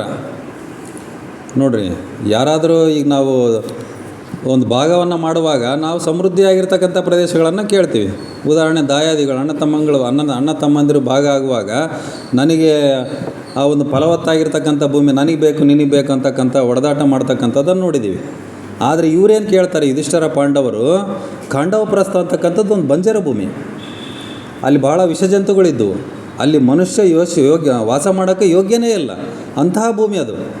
ಅಂಥ ಭೂಮಿಯನ್ನು ಇವನು ಕೇಳ್ತಾನೆ ಯುಧಿಷ್ಠಿರ. ನಾವು ಅದನ್ನು ಯೋಗ್ಯ ಮಾಡ್ತೀವಿ ಆ ಭೂಮಿಯನ್ನು ಅಂತ ಹೇಳ್ತಾನೆ. ಅಂತ ಆ ಖಾಂಡವ ಪ್ರಸ್ಥ ಅಂತಕ್ಕಂಥ ಒಂದು ಬಂಜರ ಭೂಮಿಯನ್ನು, ಮಾನವರು ವಾಸ ಮಾಡಲಿಕ್ಕೆ ಅಸಾಧ್ಯವಾಗಿರ್ತಕ್ಕಂಥ ಒಂದು ಭೂಮಿಯನ್ನು, ತನ್ನ ಪಾಲಿನ ರಾಜ್ಯವನ್ನು, ಆ ಒಂದು ಪ್ರದೇಶವನ್ನು, ಖಾಂಡವ ಪ್ರಸ್ಥ ಅಂತಕ್ಕಂಥ ಪ್ರದೇಶವನ್ನು ಯುಧಿಷ್ಠಿರ ಕೇಳ್ತಾನೆ. ಜನ ಇಲ್ಲದ ಪ್ರದೇಶ ಬೇಡಿದ ದ್ರೌಪದಿ. ನೋಡ್ರಿ, ಆಕೆ ಕೂಡ ನನಗೆ ಅದೇ ಇರಲಿ, ಖಾಂಡವ ಪ್ರಸ್ಥನೇ ಇರಲಿ ನಮಗೆ ಅಂತಕ್ಕಂಥದ್ದನ್ನು ಕೇಳ್ತಾಳೆ. ಇವ್ರಿಗೆ ಕೌರವರಿಗೆ ಏನಿತ್ತು, ಎಲ್ಲಿ ನಮ್ಮ ಹಸ್ತಿನಾಪುರನ ಕೇಳಿಬಿಡ್ತಾರೇನೋ, ಹಸ್ತಿನಾಪುರ ಅರ್ಧ ಮಾಡಿ ನಮಗೆ ಅರ್ಧ ಕೊಡ್ರಿ ಅಂತ ಎಲ್ಲಿ ಕೇಳ್ತಾರ ಅಂತ ಇವರಿಗೆ ಹೆದರಿಕಿತ್ತು. ಆದರೆ ಇವ್ರ ರಾಜ್ಯವನ್ನು ಯಾವುದೂ ಕೇಳಲಿಲ್ಲ. ಅಲ್ಲೆಲ್ಲೋ ದೂರ ಪ್ರದೇಶದಲ್ಲಿರ್ತಕ್ಕಂಥ ಒಂದು ಖಾಂಡವ ಪ್ರಸ್ಥ ಅಂತಕ್ಕಂಥದ್ದು ಬಂಜರು ಭೂಮಿ, ಅಲ್ಲೇನು ಬೆಳೆಯಲ್ಲ, ಅಲ್ಲಿ ಮನುಷ್ಯ ವಾಸವೂ ಇಲ್ಲ, ಅನೇಕ ವಿಷಜಂತುಗಳಿರ್ತಕ್ಕಂಥ ಪ್ರದೇಶ. ಅಂಥ ಒಂದು ಪ್ರದೇಶವನ್ನು ನಮಗೆ ಕೊಡ್ರಿ ನಮ್ಮ ಭಾಗಕ್ಕೆ, ಅದನ್ನು ನಾವು ಸಮೃದ್ಧಿಯಾಗಿ ಬೆಳೆಸ್ತೀವಿ ಅಂತಕ್ಕಂಥದ್ದನ್ನು ಯುಧಿಷ್ಠಿರ ಮತ್ತು ದ್ರೌಪದಿ ಹೇಳ್ತಾರೆ. ಅದು ಒಂದು ಚಾಲೆಂಜು. ಅಂಥ ಬಂಜರು ಭೂಮಿಯಲ್ಲಿ ಮನುಷ್ಯ ವಾಸ ಮಾಡಲಿಕ್ಕೆ ಯೋಗ್ಯವಂದಂಗೆ ಮಾಡಿ ಜನ ಎಲ್ಲ ಅಲ್ಲಿಗೆ ಓಡಿ ಬರ್ತಾರೆ ಅಂಥ ಒಂದು ಪ್ರದೇಶಕ್ಕೆ. ಅದನ್ನು ಒಂದು ಚಾಲೆಂಜಾಗಿ ಇವರು ಪಾಂಡವರು ತೆಗೆದುಕೊಳ್ತಾರೆ. ನೋಡ್ರಿ, ವಿದುರ ಹೇಳ್ತಾನೆ, ಬೇಡ, ಜೀವನ ಕಠಿಣವಾಗುವುದು. ಇವನಿಗೆ ಇಷ್ಟ ಇಲ್ಲ ವಿದುರನಿಗೆ. ಇವ್ರು ಎಂಥ ಪ್ರದೇಶ ಕೇಳಿಬಿಟ್ರಲ್ಲ. ನಾವು ನೋಡಿದರೆ ಒಂದು ಒಳ್ಳೊಳ್ಳೆ ಪ್ರದೇಶಗಳನ್ನು ಇವರಿಗೆ ಕೊಡಿಸ್ಬೇಕು ಅರ್ಧ ರಾಜ್ಯವನ್ನು ಅಂತಂದರೆ, ಇವ್ರು ಯಾವುದೋ ಬಂಜರು ಪ್ರದೇಶವನ್ನು ಕೇಳ್ತಾ ಇದ್ದಾರಲ್ಲ. ಬೇಡ ಅಂತ ಹೇಳ್ತಾನೆ ವಿದುರ. ಬೇಡ, ಅಲ್ಲಿ ವಿಷಜಂತುಗಳದವೆ, ಅಂಥ ಪ್ರದೇಶ ನಿಮಗೆ ವಾಸ ಮಾಡೋಕ್ಕೆ ಯೋಗ್ಯ ಅಲ್ಲ, ಬೇಡ ಅಂತಂದು ವಿದುರ ಹೇಳ್ತಾನೆ. ಭೀಷ್ಮರ ಬಗ್ಗೆ ಅಭಿಮಾನದ ನುಡಿಗಳನ್ನಾಡಿದ ವಿದುರ ಪಾಂಡವರ ಹತ್ತಿರ. ಆ ಒಂದು ವಿದುರನ ಹತ್ರ ಭೀಷ್ಮರೇನು ಹೇಳಿದ್ರಲ್ಲ, ನಾನು ಯುಧಿಷ್ಠಿರನ ಜೊತೆಗೆ ಹೋಗಿಬಿಡ್ತೀನಿ, ನನಗೆ ಸಾಕಾಗ್ಬಿಟ್ಟದ ಜೀವನ ಸಂಘರ್ಷ ಮಾಡಿ ಅಂತಂದು, ಅದನ್ನು ಪಾಂಡವರ ಹತ್ರ ಹೇಳ್ತಾರೆ. ಈ ರೀತಿ ದೊಡ್ಡಪ್ಪ ಅಂದರು ಭೀಷ್ಮಾಚಾರ್ಯರು, ಈ ರೀತಿ ಅಂದರು, ನಿಮ್ಮ ಬಗ್ಗೆ ಒಳ್ಳೆಯ ಅಭಿಪ್ರಾಯ ಅವರಿಗೆ ಇದೆ ಅಂತಕ್ಕಂಥದ್ದನ್ನು ವಿದುರ ಪಾಂಡವರಿಗೆ ಮುಂದೆ ಮಾತಾಡ್ತಾನೆ. ನೋಡ್ರಿ, ಇತ್ತ ಧೃತರಾಷ್ಟ್ರ ಹೇಳ್ತಾನೆ, ನನಗೆ ಮಾತು ಕೊಡಿ ದೊಡ್ಡಪ್ಪ, ನೀವು ಯಾವತ್ತೂ ನಮ್ಮ ಪರವಾಗಿರುತ್ತೀರೆಂದು, ಆಗ ನಾನು ವಿಭಜನೆ ಮಾಡುವೆನು. ಇವನೊಂದು ಕಂಡೀಷನ್ ಹಾಕ್ತಾನೆ ಧೃತರಾಷ್ಟ್ರ. ಇವನು ಕಾರ್ಯಕಾರಿ ರಾಜ. ನೀವು ಯಾವತ್ತೂ ನಮ್ಮ ಪರವಾಗಿ ಇರ್ತೀರ ಅಂದರೆ ನಾನು ಭಾಗ ಮಾಡೋಕ್ಕೆ ರೆಡಿ ಇದ್ದೀನಿ. ನೀವು ಯುಧಿಷ್ಠಿರನ ಜೊತೆಗೆ ಹೋಗಂಗಿಲ್ಲ, ನೀವು ನಮ್ಮಲ್ಲೇ ಇರಬೇಕು. ಹಂಗಾಗಿ ಅವಾಗ ನಾನು ಅರ್ಧ ರಾಜ್ಯವನ್ನು ನಾವು ಪಾಂಡುಪುತ್ರರಿಗೆ ಕೊಟ್ಟು ಯುಧಿಷ್ಠಿರನನ್ನು ನಾನು ರಾಜನನ್ನಾಗಿ ಮಾಡೋದಕ್ಕೆ ಸಿದ್ಧ ಇದ್ದೀನಿ. ನೀವು ನಮ್ಮ ಕಡೆಗೆ ಇರಬೇಕು, ಅದನ್ನು ನೀವು ನನಗೆ ಮಾತು ಕೊಡ್ರಿ ಅಂತಕ್ಕಂಥದ್ದನ್ನು ಧೃತರಾಷ್ಟ್ರ ಕೇಳ್ತಾನೆ. ಉಭಯ ಸಂಕಟದಲ್ಲಿ ಭೀಷ್ಮರು ನೋಡ್ರಿ, ಇವರೇನು ಯೋಚನೆ ಮಾಡಿದರು, ನನಗೆ ಸಾಕಾಗ್ಬಿಟ್ಟೈತೆ, ಇಷ್ಟು ದಿವಸ ಸಂಘರ್ಷ ಮಾಡಿ ನಾನು ಯುಧಿಷ್ಠಿರನ ಜೊತೆಗೆ ಹೋಗಿ ನೆಮ್ಮದಿಯಲ್ಲಿ ಕೊನೆಯ ಕಾಲವನ್ನು ಕಳಿಬೇಕು ಅಂತಕ್ಕಂಥ ಇವ್ರಿಚ್ಛಿತ್ತು. ಆದರೆ ಈಗ ಉಭಯ ಸಂಕಟ ಆಗಿಬಿಡ್ತು. ಯಾಕಂದರೆ ಇವನು ಧೃತರಾಷ್ಟ್ರನ ಒಂದು ಕಂಡೀಷನ್ ನೋಡಿಬಿಟ್ರೆ, ತಾವು ಇಲ್ಲೇ ಉಳ್ಕೋಬೇಕು, ಉಳ್ಕೊಂಡ್ರೆ ಮತ್ತು ಅವ್ರಿಗೆ ರಾಜ್ಯ ಕೊಟ್ಟಂಗೆ ಆಕತಿ. ಅವ್ರಿಗೆ ರಾಜ್ಯ ಕೊಡಲಿ, ಅವ್ರಿಗೆ ರಾಜ್ಯ ಸಿಗಲಿ ಅಂತಕ್ಕಂಥದ್ದು ಭೀಷ್ಮ ಮತ್ತು ವಿದುರರ ಒಂದು, ಅವ್ರ ರಾಜ್ಯ ಸಿಕ್ಕರೆ ಸಂತೋಷ ಪಡ್ತಕ್ಕಂಥವ್ರು ಇವರು. ಯಾಕಂತಂದ್ರೆ ಅವ್ರು ಇಷ್ಟು ದಿವಸ ಕಷ್ಟಪಟ್ಟಿದ್ದಾರೆ, ಪಾಂಡುಪುತ್ರರು ಅದು ಕೌರವರಿಂದನೇ ಕಷ್ಟಪಟ್ಟಿದ್ದಾರೆ, ಅನೇಕ ತೊಂದರೆಗೆ ಸಿಲುಕಿದ್ದಾರೆ. ಈಗಾದರೂ ಅವರು ನೆಮ್ಮದಿಯಾಗಿ ಎಲ್ಲೋ ಒಂದು ರಾಜ್ಯದಲ್ಲಿ ಆಳ್ವಿಕೆ ಮಾಡಿಕೊಂಡು ಧರ್ಮವಂತರಾಗಿರ್ತಾರೆ ಅಂತಕ್ಕಂಥ ಒಂದು ಭಾವನೆ ಇವರಿಗೆ. ಇವ್ರಿಗೆ ಉಭಯ ಸಂಕಟ ಆಗಿಬಿಡ್ತು, ಹೆಂಗೆ ಮಾಡಬೇಕು ಅಂತಕ್ಕಂಥದ್ದು ಭೀಷ್ಮಾಚಾರ್ಯರಿಗೆ. ನೋಡ್ರಿ ಹೇಳ್ತಾರೆ ಅವರು, ಧರ್ಮಕ್ಕಾಗಿ ನಾನು ಬಲಿದಾನ ಕೊಡಲು ಹಿಂಜರಿಯುವುದಿಲ್ಲ. ಆ ಧರ್ಮದಿಂದಲೇ ಇವತ್ತು ಅನೇಕ ಒಂದು ಸಮಸ್ಯೆಗಳನ್ನು ಎದುರಿಸಿದ್ದಾರೆ ಅವರು. ತನ್ನ ತಂದೆಯ ತನ್ನ ಮದುವೆಯಿಂದ ಹಿಡಿದು ಬ್ರಹ್ಮಚಾರಿಯನಾದ್ರಲ್ಲ ಅವಾಗಲಿಂದ ಹಿಡಿದು ಇಲ್ಲಿವರೆಗೂ ಸಹ ಆ ಒಂದು ಧರ್ಮಕ್ಕೆ ಕಟ್ಟು ಬಿದ್ದು ಹಸ್ತಿನಾಪುರದ ಸಾಮ್ರಾಜ್ಯದ ಒಂದು ರಕ್ಷಣೆಗೋಸ್ಕರ ಅನೇಕ ಬಲಿದಾನವನ್ನು ಕೊಟ್ಟಿದ್ದಾರೆ. ತನ್ನ ಜೀವನವನ್ನೇ ತೆಗೆದು ಬಿಟ್ಟಿದ್ದಾರೆ ಹಸ್ತಿನಾಪುರಕ್ಕಾಗಿ ಅಂತಕ್ಕಂಥದ್ದು. ಹಂಗಾಗಿ ನಾನು ಅದು ಎಂಥದೇ ಬಲಿದಾನ ಆಗಿರಲಿ, ನಾನು ಧರ್ಮಕ್ಕಾಗಿ ಬಲಿದಾನವನ್ನು ಕೊಡಲು ಹಿಂಜರಿಯೋದಿಲ್ಲ. ನಿನ್ನ ರಕ್ಷಣೆ ನನ್ನ ಜವಾಬ್ದಾರಿ. ನೋಡ್ರಿ, ಮಾತು ಕೊಡ್ತಾರೆ ಅವರು, ಕೊನೆಯವರೆಗೂ ನಿನ್ನ ರಕ್ಷಣೆ ನನ್ನ ಜವಾಬ್ದಾರಿ. ಇದೇ ಒಂದು ಮಾತಿಗೆ ಕಟ್ಟಿಬಿದ್ದು ಕೊನೆಯವರೆಗೂ ಅವ್ರು ಯುದ್ಧ ಮಾಡೋದು ಕೌರವರ ಪರವಾಗಿ. ಕೊನೆಯವರೆಗೂ ಸಹ ಪಾಂಡವರು ಅವರಿಗೆ ಪ್ರೀತಿಯ ಮೊಮ್ಮಕ್ಕಳು ಯಾರೋ ಪ್ರೀತಿಯ ಮೊಮ್ಮಕ್ಕಳು ಆದರೂ ಸಹ ಅವರು ಕೌರವರ ಪರವಾಗಿ ಯುದ್ಧ ಮಾಡ್ತಾರೆ, ಪಾಂಡವರ ವಿರುದ್ಧವಾಗಿ. ಇಷ್ಟ ಇಲ್ಲದರೂ ಸಹ ಅವ್ರೇನು ಮಾತು ಕೊಟ್ಟಿದ್ರಲ್ಲ, ಧೃತರಾಷ್ಟ್ರನ ರಕ್ಷಣೆಯನ್ನು ನಾನು ಕೊನೆಯವರೆಗೂ ಮಾಡ್ತೀನಿ ಅಂತಕ್ಕಂಥದ್ದು, ಆ ಒಂದು ಮಾತಿಗೆ ಕಟ್ಟು ಬಿದ್ದು ಅವರು ಆ ಒಂದು ಕೊನೆಯವರೆಗೂ ಯುದ್ಧವನ್ನು ಮಾಡ್ತಾರೆ. ಅದು ನನ್ನ ಜವಾಬ್ದಾರಿ, ನಿನ್ನ ರಕ್ಷಣೆ ಕೊನೆಯವರೆಗೂ ಮಾಡ್ತೀನಿ ಅಂತಕ್ಕಂಥ ಮಾತನ್ನು ಕೊಡ್ತಾರೆ. ವಿಭಜನೆ ಮಾಡು ಅಂತಕ್ಕಂಥದ್ದನ್ನು ಹೇಳ್ತಾರೆ. ಯುಧಿಷ್ಠಿರನ ರಾಜ್ಯಾಭಿಷೇಕವನ್ನು ಮಾಡು, ಅರ್ಧ ರಾಜ್ಯವನ್ನು ಕೊಟ್ಟು ಪಾಂಡುಪುತ್ರರಿಗೆ ಯುಧಿಷ್ಠಿರನನ್ನು ರಾಜನನ್ನಾಗಿ ಮಾಡಿ ಅವನ್ನ ಒಂದು ರಾಜ್ಯಕ್ಕೆ ನೇಮಿಸುವಂತಕ್ಕಂಥದ್ದನ್ನು ಹೇಳ್ತಾರೆ. ಆಗಲಿ ದೊಡ್ಡಪ್ಪ ಅಂತ ಹೇಳ್ತಾನೆ ಧೃತರಾಷ್ಟ್ರ. ಆಯಿತು, ಅವನ ಒಂದು ನಾಜೂಕಿನ ಮಾತುಗಳು ಇವರಿಗೆ ಬಹಳ ಕರಿಗಿಬಿಡ್ತಾರೆ. ಯಾಕಂತಂದ್ರೆ ಅವರಿಗೆಲ್ಲ ಅಭ್ಯಾಸ ಆಗಿಬಿಡುತ್ತೆ, ಧೃತರಾಷ್ಟ್ರನಿಗೂ ಶಕನಿಗೂ ಯಾವಾಗ ಯಾವ ರೀತಿ ಮಾತಾಡಬೇಕು ಅಂತಕ್ಕಂಥದ್ದು ಅವ್ರಿಗೆ ಅಭ್ಯಾಸ ಆಗಿಬಿಟ್ಟಿತ್ತು. ಹಂಗಾಗಿ ಅಂಥ ಮಾತುಗಳಿಗೆ ಇವರು ಕರಿಗಿಬಿಡ್ತಾರೆ. ನಂತರ ರಾಜ್ಯಸಭೆಗೆ ಪಾಂಡವರು ಆಗಮನ. ತಿರುಗಿ ದಿವಸ ಏನಾಯಿತು, ಇವ್ರಿಗೆ ರಾಜ್ಯವನ್ನು ಹಂಚಬೇಕಲ್ಲ, ರಾಜ್ಯವನ್ನು ಅರ್ಧ ಮಾಡಿ ಇವರಿಗೆ ಕೊಡ್ತೀವಿ ಅಂತಕ್ಕಂಥ ಮಾತು ಕೊಟ್ಟಿದ್ದಾರಲ್ಲ, ಹಂಗಾಗಿ ರಾಜ್ಯಸಭೆಗೆ ಬಂದರು ಎಲ್ಲರೂ. ಆ ದ್ರೌಪದಿ ಸಮೇತ ಪಾಂಡವರೆಲ್ಲರೂ ಬಂದರು ರಾಜ್ಯಸಭೆಗೆ. ಎಲ್ಲರಿಗೂ ನಮಸ್ಕಾರಗಳನ್ನು ಮಾಡಿದರು. ಹಸ್ತಿನಾಪುರ ಹೊರತುಪಡಿಸಿ ಅರ್ಧ ರಾಜ್ಯ ಕೇಳಿ ಧೃತರಾಷ್ಟ್ರ ಹೇಳ್ತಾನೆ. ಅವನಿಗೆ ಇದ್ದದ್ದೇ ಹಸ್ತಿನಾಪುರದ ಮೇಲೆ ಕಣ್ಣು, ಯಾಕಂದರೆ ಸಮೃದ್ಧಿಯಾಗಿರ್ತಕ್ಕಂಥ ಪ್ರದೇಶ ಅವಾಗ ಅದು. ಯಾಕಂದ್ರೆ ಅದು ಆ ಒಂದು ರಾಜ್ಯದ ರಾಜಧಾನಿ ಪ್ರದೇಶ. ಆ ರಾಜಧಾನಿ ಪ್ರದೇಶ ಬಹುತೇಕ ಎಲ್ಲ ರೀತಿಯಿಂದ ಒಂದು ಅಭಿವೃದ್ಧಿ ಹೊಂದಿರ್ತವೆ. ಆಮೇಲೆ ಆ ರಾಜಧಾನಿ ಪ್ರದೇಶದಿಂದಲೇ ಅನೇಕ ಆದಾಯದ ಮೂಲಗಳು ಜಾಸ್ತಿ ಇರ್ತವೆ ಅಂತಕ್ಕಂಥದ್ದು. ಹಂಗಾಗಿ ಹಸ್ತಿನಾಪುರ ಬಿಟ್ಟು ಉಳಿದದ್ದೇನು ಕೇಳ್ತೀರಿ ಕೇಳ್ರಪ್ಪ, ಅರ್ಧ ರಾಜ್ಯ ಕೇಳ್ರಿ, ಕೊಡೋಕೆ ರೆಡಿ ಇದೀವಿ ನಾವು ಅಂತಕ್ಕಂಥದ್ದನ್ನು ಧೃತರಾಷ್ಟ್ರ ಹೇಳ್ತಾನೆ. ಬಟ್ ಅವರು ಯಾವುದ್ರ ಮೇಲೂ ಕಣ್ಣು ಹಾಕಿಲ್ಲ. ಅವರು ಕೇಳಿರ್ತಕ್ಕಂಥದ್ದು ಬಂಜರು ಭೂಮಿ, ಖಾಂಡವಪ್ರಸ್ಥ ಅಂತಕ್ಕಂಥದ್ದು. ಖಾಂಡವಪ್ರಸ್ಥದ ಬೇಡಿಕೆ ಯುಧಿಷ್ಠಿರನಿಂದ ಹೊಸ ನಗರವನ್ನು ನಿರ್ಮಿಸುವೆವು ಅಂತ ಹೇಳ್ತಾನೆ. ನೋಡ್ರಿ, ಅಲ್ಲಿ ಏನೂ ಇಲ್ಲ, ಏನಂದರೆ ಏನೂ ಇಲ್ಲ, ಒಂದು ಕಟ್ಟಡನೂ ಇಲ್ಲ, ಅಲ್ಲಿ ಜನವಸತಿ ಇಲ್ಲ, ಅಂಥ ಒಂದು ಪ್ರದೇಶವನ್ನು ಕೊಡ್ರಿ, ನಾವು ಹೊಸ ನಗರವನ್ನೇ ನಿರ್ಮಾಣ ಮಾಡ್ತೀವಿ, ಹೊಸ ರಾಜ್ಯವನ್ನು ಸೃಷ್ಟಿ ಮಾಡ್ತೀವಿ ಅಂತಕ್ಕಂಥದ್ದನ್ನು ಯುಧಿಷ್ಠಿರ ಹೇಳ್ತಾನೆ. ಭೀಷ್ಮರು ಆಕ್ಷೇಪ ವ್ಯಕ್ತಪಡಿಸ್ತಾರೆ. ನಿಮಗೇನು ಬುದ್ಧಿ ಐತಿಲ್ಲ, ಎಂಥದ್ದು ಕೇಳ್ತಿರಲ್ಲ ನೀವು, ಅದು ನಿರ್ಜನ ಪ್ರದೇಶ, ಅಲ್ಲಿ ಜನನೇ ವಾಸ ಇಲ್ಲ, ಜನಗಳು ವಾಸ ಮಾಡೋಕ್ಕೆ ಯೋಗ್ಯನೇ ಇಲ್ಲ, ಅದು ಪ್ರದೇಶನೇ ಇಲ್ಲ. ನಾಗಪ್ರಜೆ ತಕ್ಷಕ ವಿಷಪೂರಿತ ಜನಾಂಗ ಇದೆ. ನಾಗ ಅಂದರೆ ಹಾವುಗಳ ರಾಜ, ನಾಗಗಳ ರಾಜ ತಕ್ಷಕ ಅಂತಕ್ಕಂಥವನು. ಅಲ್ಲಿ ಒಂದು ಅಡವಿ ಇದೆ, ಖಾಂಡವಪ್ರಸ್ಥ ಅಂದರೆ ಒಂದು ಅಡವಿ ಇದೆ. ಆ ಅಡವಿಯಲ್ಲೆಲ್ಲ ಬರೀ ಹಾವುಗಳೇ ವಾಸ ಇದ್ದಾವೆ. ಆ ನಾಗಗಳ ರಾಜ ತಕ್ಷಕ ಅಂತಕ್ಕಂಥನು ಅಲ್ಲಿ ವಾಸ ಇದ್ದಾನೆ. ಅವನು ಬಹಳ ವಿಷಪೂರಿತ ಜನಾಂಗ, ಅದು ಹಾವು ಜನಾಂಗ. ಅಲ್ಲಿ ಯಾರಾದರೂ ಮಾನವರು ಹೋಗಿಬಿಟ್ರೆ ಎಲ್ಲ ಕಚ್ಚಿ ಸಾಯಿಸಿಬಿಡ್ತಾರೆ ಅಂಥ ವಿಷಪೂರಿತ ಪ್ರದೇಶ ಅದು. ದಯಮಾಡಿ ಅದನ್ನು ಕೇಳಬೇಡ್ರಿ ಅಂತಕ್ಕಂಥದ್ದು ಭೀಷ್ಮರು ಹೇಳ್ತಾರೆ. ಅವರಿಗೆಲ್ಲ ಮಾಹಿತಿ ಇರ್ತದೆ ಅದು ಖಾಂಡವ ಪ್ರಸ್ಥ ಹೆಂಗೆ ಏನು ಅಂತಕ್ಕಂಥದ್ದು. ಭೀಷ್ಮಾಚಾರ್ಯ ಹೇಳ್ತಾರೆ ನೋಡ್ರಿ, ನಾನು ಆಯ್ಕೆ ಮಾಡಿದ್ದೀನಿ ಕೆಲವೊಂದು ಪ್ರದೇಶಗಳನ್ನು ನಾನು ಆಯ್ಕೆ ಮಾಡೀನಿ. ನಿಮಗೇನು ಅರ್ಧ ರಾಜ್ಯ ಬೇಕಲ್ಲ ಹಸ್ತಿನಾಪುರ ಸಾಮ್ರಾಜ್ಯದಲ್ಲಿ, ಅದನ್ನು ಅವ್ರು ಆಯ್ಕೆ ಮಾಡಿಟ್ಟಿರ್ತಾರೆ. ಅರ್ಧ ಏನು ಯಾವ್ದು ಕೊಟ್ಟರೆ ಇವ್ರಿಗೆ ಅನುಕೂಲ ಆಗ್ತದೆ ಅಂತಕ್ಕಂಥದ್ದು ಅವ್ರು ಭಾಳ ಜಾಣತನದಿಂದ ಆಯ್ಕೆ ಮಾಡಿರ್ತಾರೆ ಭೀಷ್ಮಾಚಾರ್ಯರು. ಹಂಗಾಗಿ ನಾನು ಆಯ್ಕೆ ಮಾಡಿರ್ತಕ್ಕಂಥ ಪ್ರದೇಶವನ್ನು ತೆಗೆದುಕೊಡ್ರಿ ನೀವು, ಆವಾಗ ನೀವು ಒಂದು ನೆಮ್ಮದಿಯಿಂದ ಜೀವನ ಮಾಡೋಕ್ಕೆ ಅನುಕೂಲ ಆಗ್ತದೆ ಅಂತಕ್ಕಂಥದ್ದನ್ನು ಭೀಷ್ಮಾಚಾರ್ಯರು ರಾಜ್ಯಸಭೆಯಲ್ಲೇ ಹೇಳ್ತಾರೆ. ನೋಡಿರಿ, ಧೃತರಾಷ್ಟ್ರನಿಗೆ ಸಿಟ್ಟು ಬಂದುಬಿಡ್ತದೆ. ಯಾಕಂದ್ರೆ ಅವರೇ ಬೇಡ ಅಂತಾರೆ, ಇವ್ರು ಯಾಕೆ ಹಿಂಗೆ ಮಾಡ್ತಾರಂತ. ಇದು ಅಸಾಧ್ಯ ಅಂತ ಹೇಳ್ತಾನೆ ಧೃತರಾಷ್ಟ್ರ. ನೀವು ಆಯ್ಕೆ ಮಾಡಿದ್ದಲ್ಲ, ಈಗ ಯುಧಿಷ್ಠರನ್ನ ಕೇಳಬೇಕು ಅವನು. ಯುಧಿಷ್ಠರ ಏನು ಕೇಳೇನಲ್ಲ ಖಾಂಡವ ಪ್ರಸ್ಥ, ಅದನ್ನು ಕೊಡೋಕ್ಕೆ ನಾನು ರೆಡಿ ಇದ್ದೀನಿ. ಅವ್ರಿಗೆ ಭಾಳ ಖುಷಿಯಾಗಿಬಿಡ್ತು ಧೃತರಾಷ್ಟ್ರನಿಗೂ ಶಕುನಿಗೂ ದುರ್ಯೋಧನನಿಗೂ. ಯಾವುದೋ ಕೆಲಸಕ್ಕೆ ಬರೋದು ಪ್ರದೇಶಕ್ಕೆ ಕೇಳ್ತಾರೆ, ಹೋಗಲಿ ತಾಂಡಲ್ಲಿ, ಅಲ್ಲಿ ಯಾವ ಕಚ್ಚಿ ಸತ್ತೋಗ್ಬಿಡ್ತಾರೆ ಅವ್ರು, ಎಲ್ಲಿರ್ತಾರೆ ಅಲ್ಲಿ. ಭೀಷ್ಮಾಚಾರ್ಯರು ಪಟ್ಟಿ ಸಿದ್ಧ ಮಾಡಿರೋ ರಾಜ್ಯವನ್ನು ಕೊಟ್ಟರೆ ಅವ್ರು ಭಾಳ ಸುಖವಾಗಿರ್ತಾರಂತ ಇವರಿಗೆ. ಹಂಗಾಗಿ ಅದು ಅಸಾಧ್ಯ ಅಂತ ಹೇಳ್ತಾನೆ ದೊಡ್ಡಪ್ಪ, ಅದು ಅಸಾಧ್ಯ. ಯುಧಿಷ್ಠರ ಏನು ಕೇಳೋನಲ್ಲ ಅದನ್ನೇ ಕೊಡ್ತಾನೆ ನಾನು ಅಂತ ಹೇಳ್ತಾನೆ ಅವನು. ಅವಾಗ ಸುಮ್ಮನೆ ಇರ್ಬೇಕಾಗತ್ತೆ ಭೀಷ್ಮಾಚಾರ್ಯರು. ಯಾಕಂತಂದರೆ ಯುಧಿಷ್ಠರನೇ ಕೇಳಿಲ್ಲಲ್ಲ, ಯುಧಿಷ್ಠರನೇ ಖಾಂಡವ ಪ್ರಸ್ತಾವ ಬೇಡಿಕೆ ಇಟ್ಟದಾನೆ. ಆದರೆ ಇವರು ನಾನು ಬೇರೆ ಆಯ್ಕೆ ಮಾಡಿದ್ದೀನಿ ಅಂತ ಹೇಳ್ತಾರೆ. ಆದರೆ ಅದಕ್ಕೆ ಒಪ್ಪಲ್ಲ ಅವನು ಧೃತರಾಷ್ಟ್ರ ಹಿಂದೆಲೇ ಹೇಳ್ಬಿಡ್ತಾನೆ, ಯುಧಿಷ್ಠರ ಏನು ಕೇಳೋಣ ಅದಕ್ಕೆ ಸಂತೋಷದಿಂದ ಒಪ್ಪಿದ್ದೇನೆ. ಯಾಕಂದ್ರೆ ಅವ್ನು ಕೇಳಿರೋದು ಏನಿಲ್ಲ, ಬರೀ ಬಂಜರ ಭೂಮಿಯನ್ನು ಕೇಳಿದ್ದಾನೆ.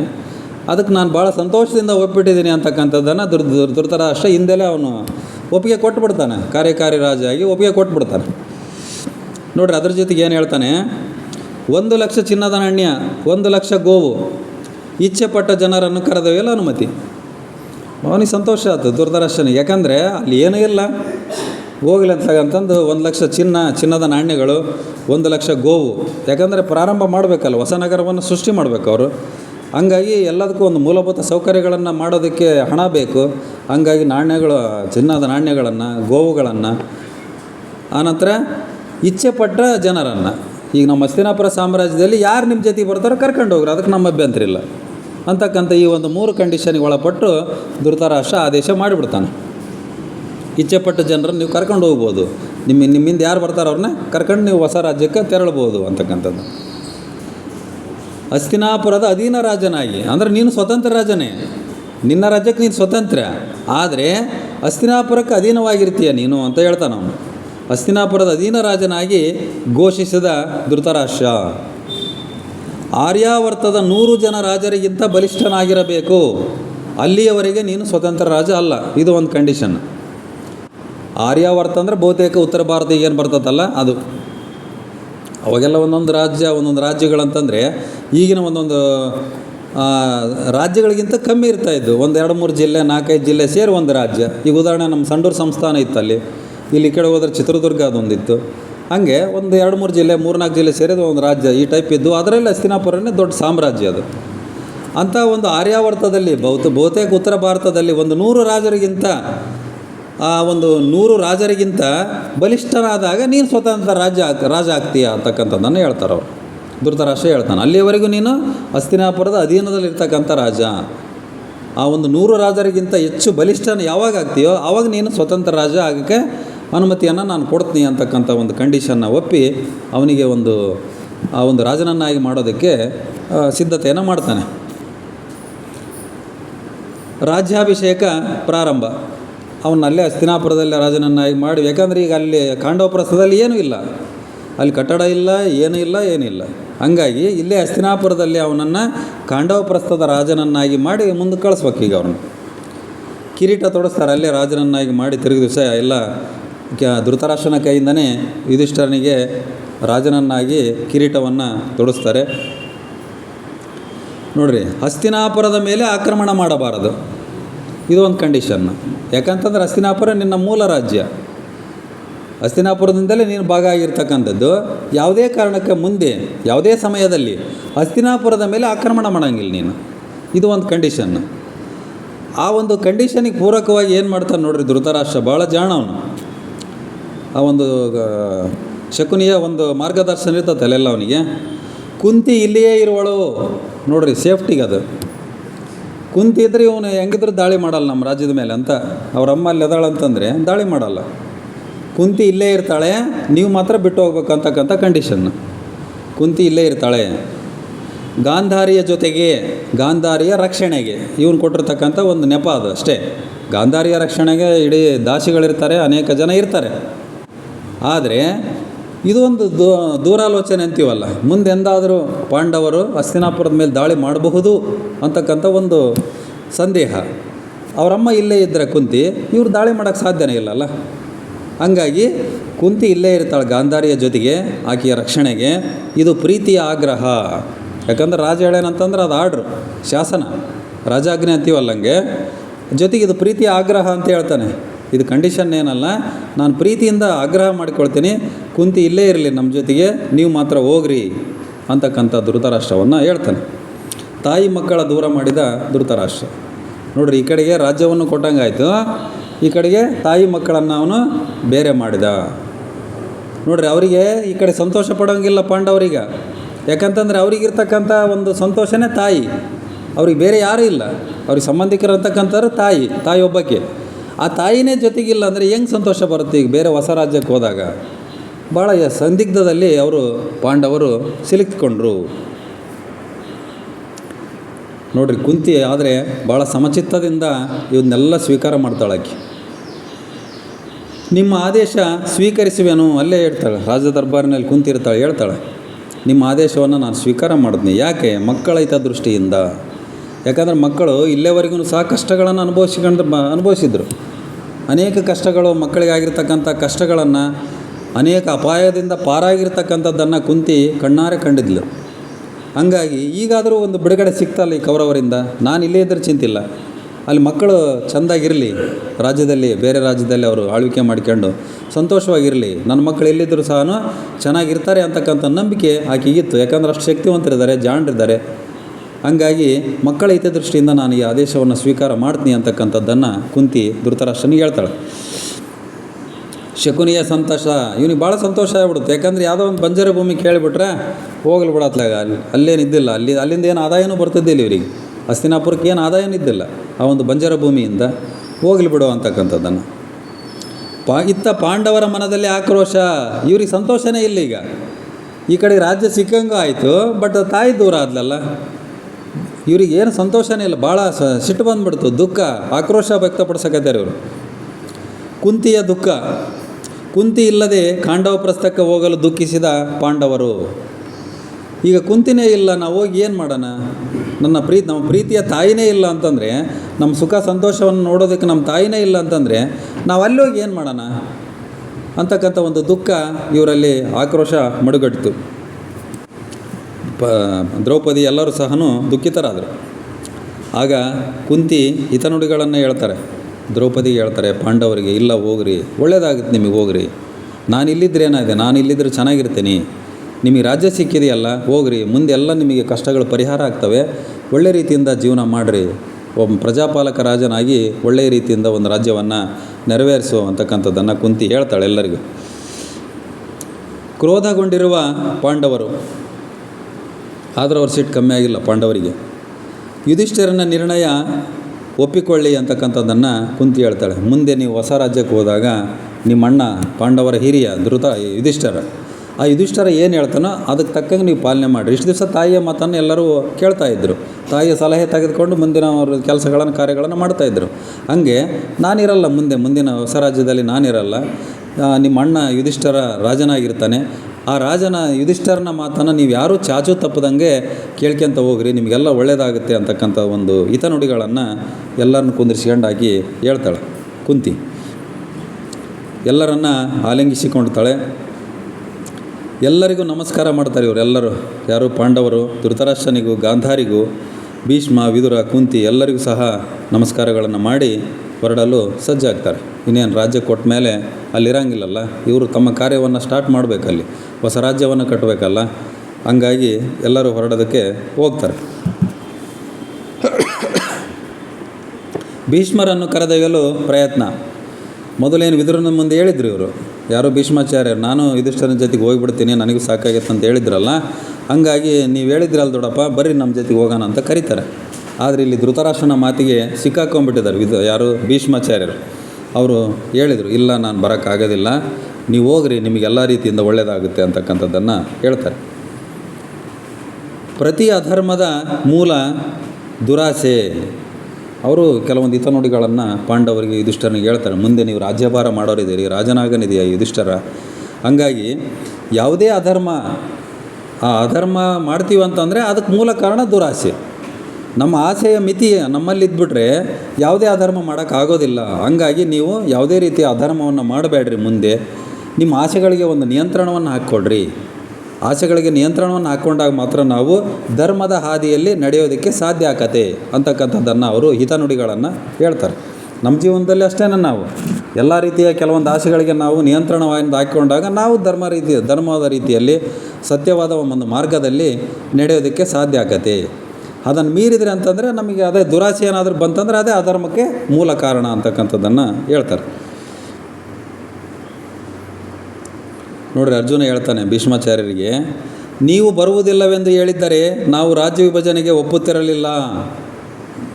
ನೀವು ಮೊದಲು ಹೇಳಿದಿರಿ ನಮ್ಮ ಹತ್ರ ಬರ್ತೀವಂತ ಹೇಳಿದಿರಿ, ಹಂಗಾಗಿ ನಾವು ಸಂತೋಷದಿಂದ ಇದ್ವಿ. ಹೆಂಗೆ ಬಿಡು, ನಮ್ಮ ಜೊತೆಗೆ ನಮ್ಮ ದೊಡ್ಡಪ್ಪ ಬರ್ತಾರೆ ಅಂತಕ್ಕಂಥದ್ದು. ಆದರೆ ನೀವು ಬರಲ್ಲ ನಮ್ಮ ಜೊತೆಗೆ ಅಂತ ಹೇಳಿದರೆ, ನಾನು ರಾಜ್ಯ ಬೇಡ ನಮಗೆ ಈ ರಾಜ್ಯ ತಾಂಡು ನಾವೇನು ಮಾಡೋಣ, ಅಲ್ಲಿ ನಮ್ಮ ತಾಯಿನೂ ಇಲ್ಲ ನೀವು ಇಲ್ಲ ಅಂತಂದ್ರೆ ನಾವು ರಾಜ್ಯ ತಾಂಡು ಏನು ಮಾಡೋಣ, ನಮಗೆ ರಾಜ್ಯದ ಆಸೆ ಇಲ್ಲ ಅಂತಕ್ಕಂಥದ್ದನ್ನು ಹೇಳ್ತಾನೆ ಅರ್ಜುನ. ರಾಜ್ಯ ಕೊಟ್ಟು ಎಲ್ಲ ಕಿತ್ತುಕೊಂಡಿದ್ದಾರೆ.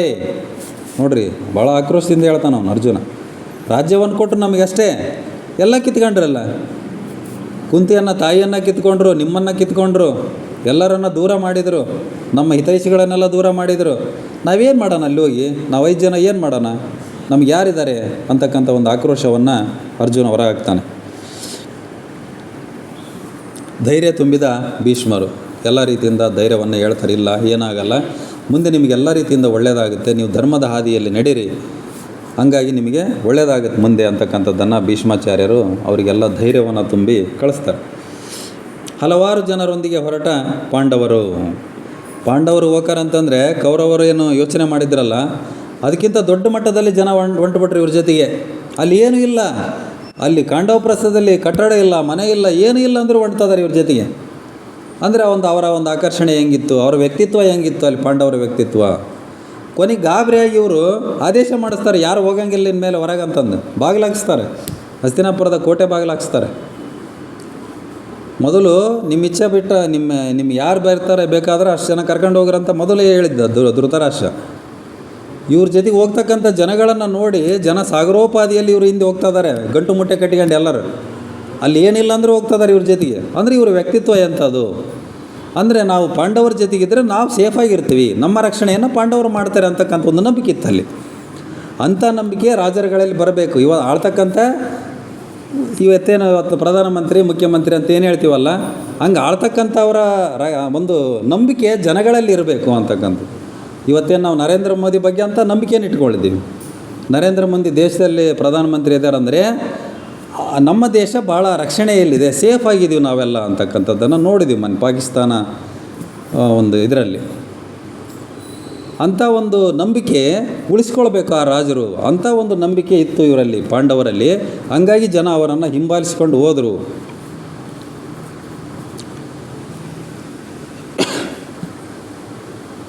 ವಿದಾಯದ ಬೀಳ್ಕೊಡುಗೆ ಭೀಷ್ಮ, ವಿದುರ ಮತ್ತು ಕುಂತಿಯಿಂದ ಅನಿವಾರ್ಯವಾಗಿ ಅವರನ್ನು ಬೀಳ್ಕೊಟ್ರು. ಇವರಿಗೆ ಭಾಳ ದುಃಖ ಆಯಿತು, ಭೀಷ್ಮರಿಗೆ, ವಿದುರನಿಗೆ, ಕುಂತಿಗೆ.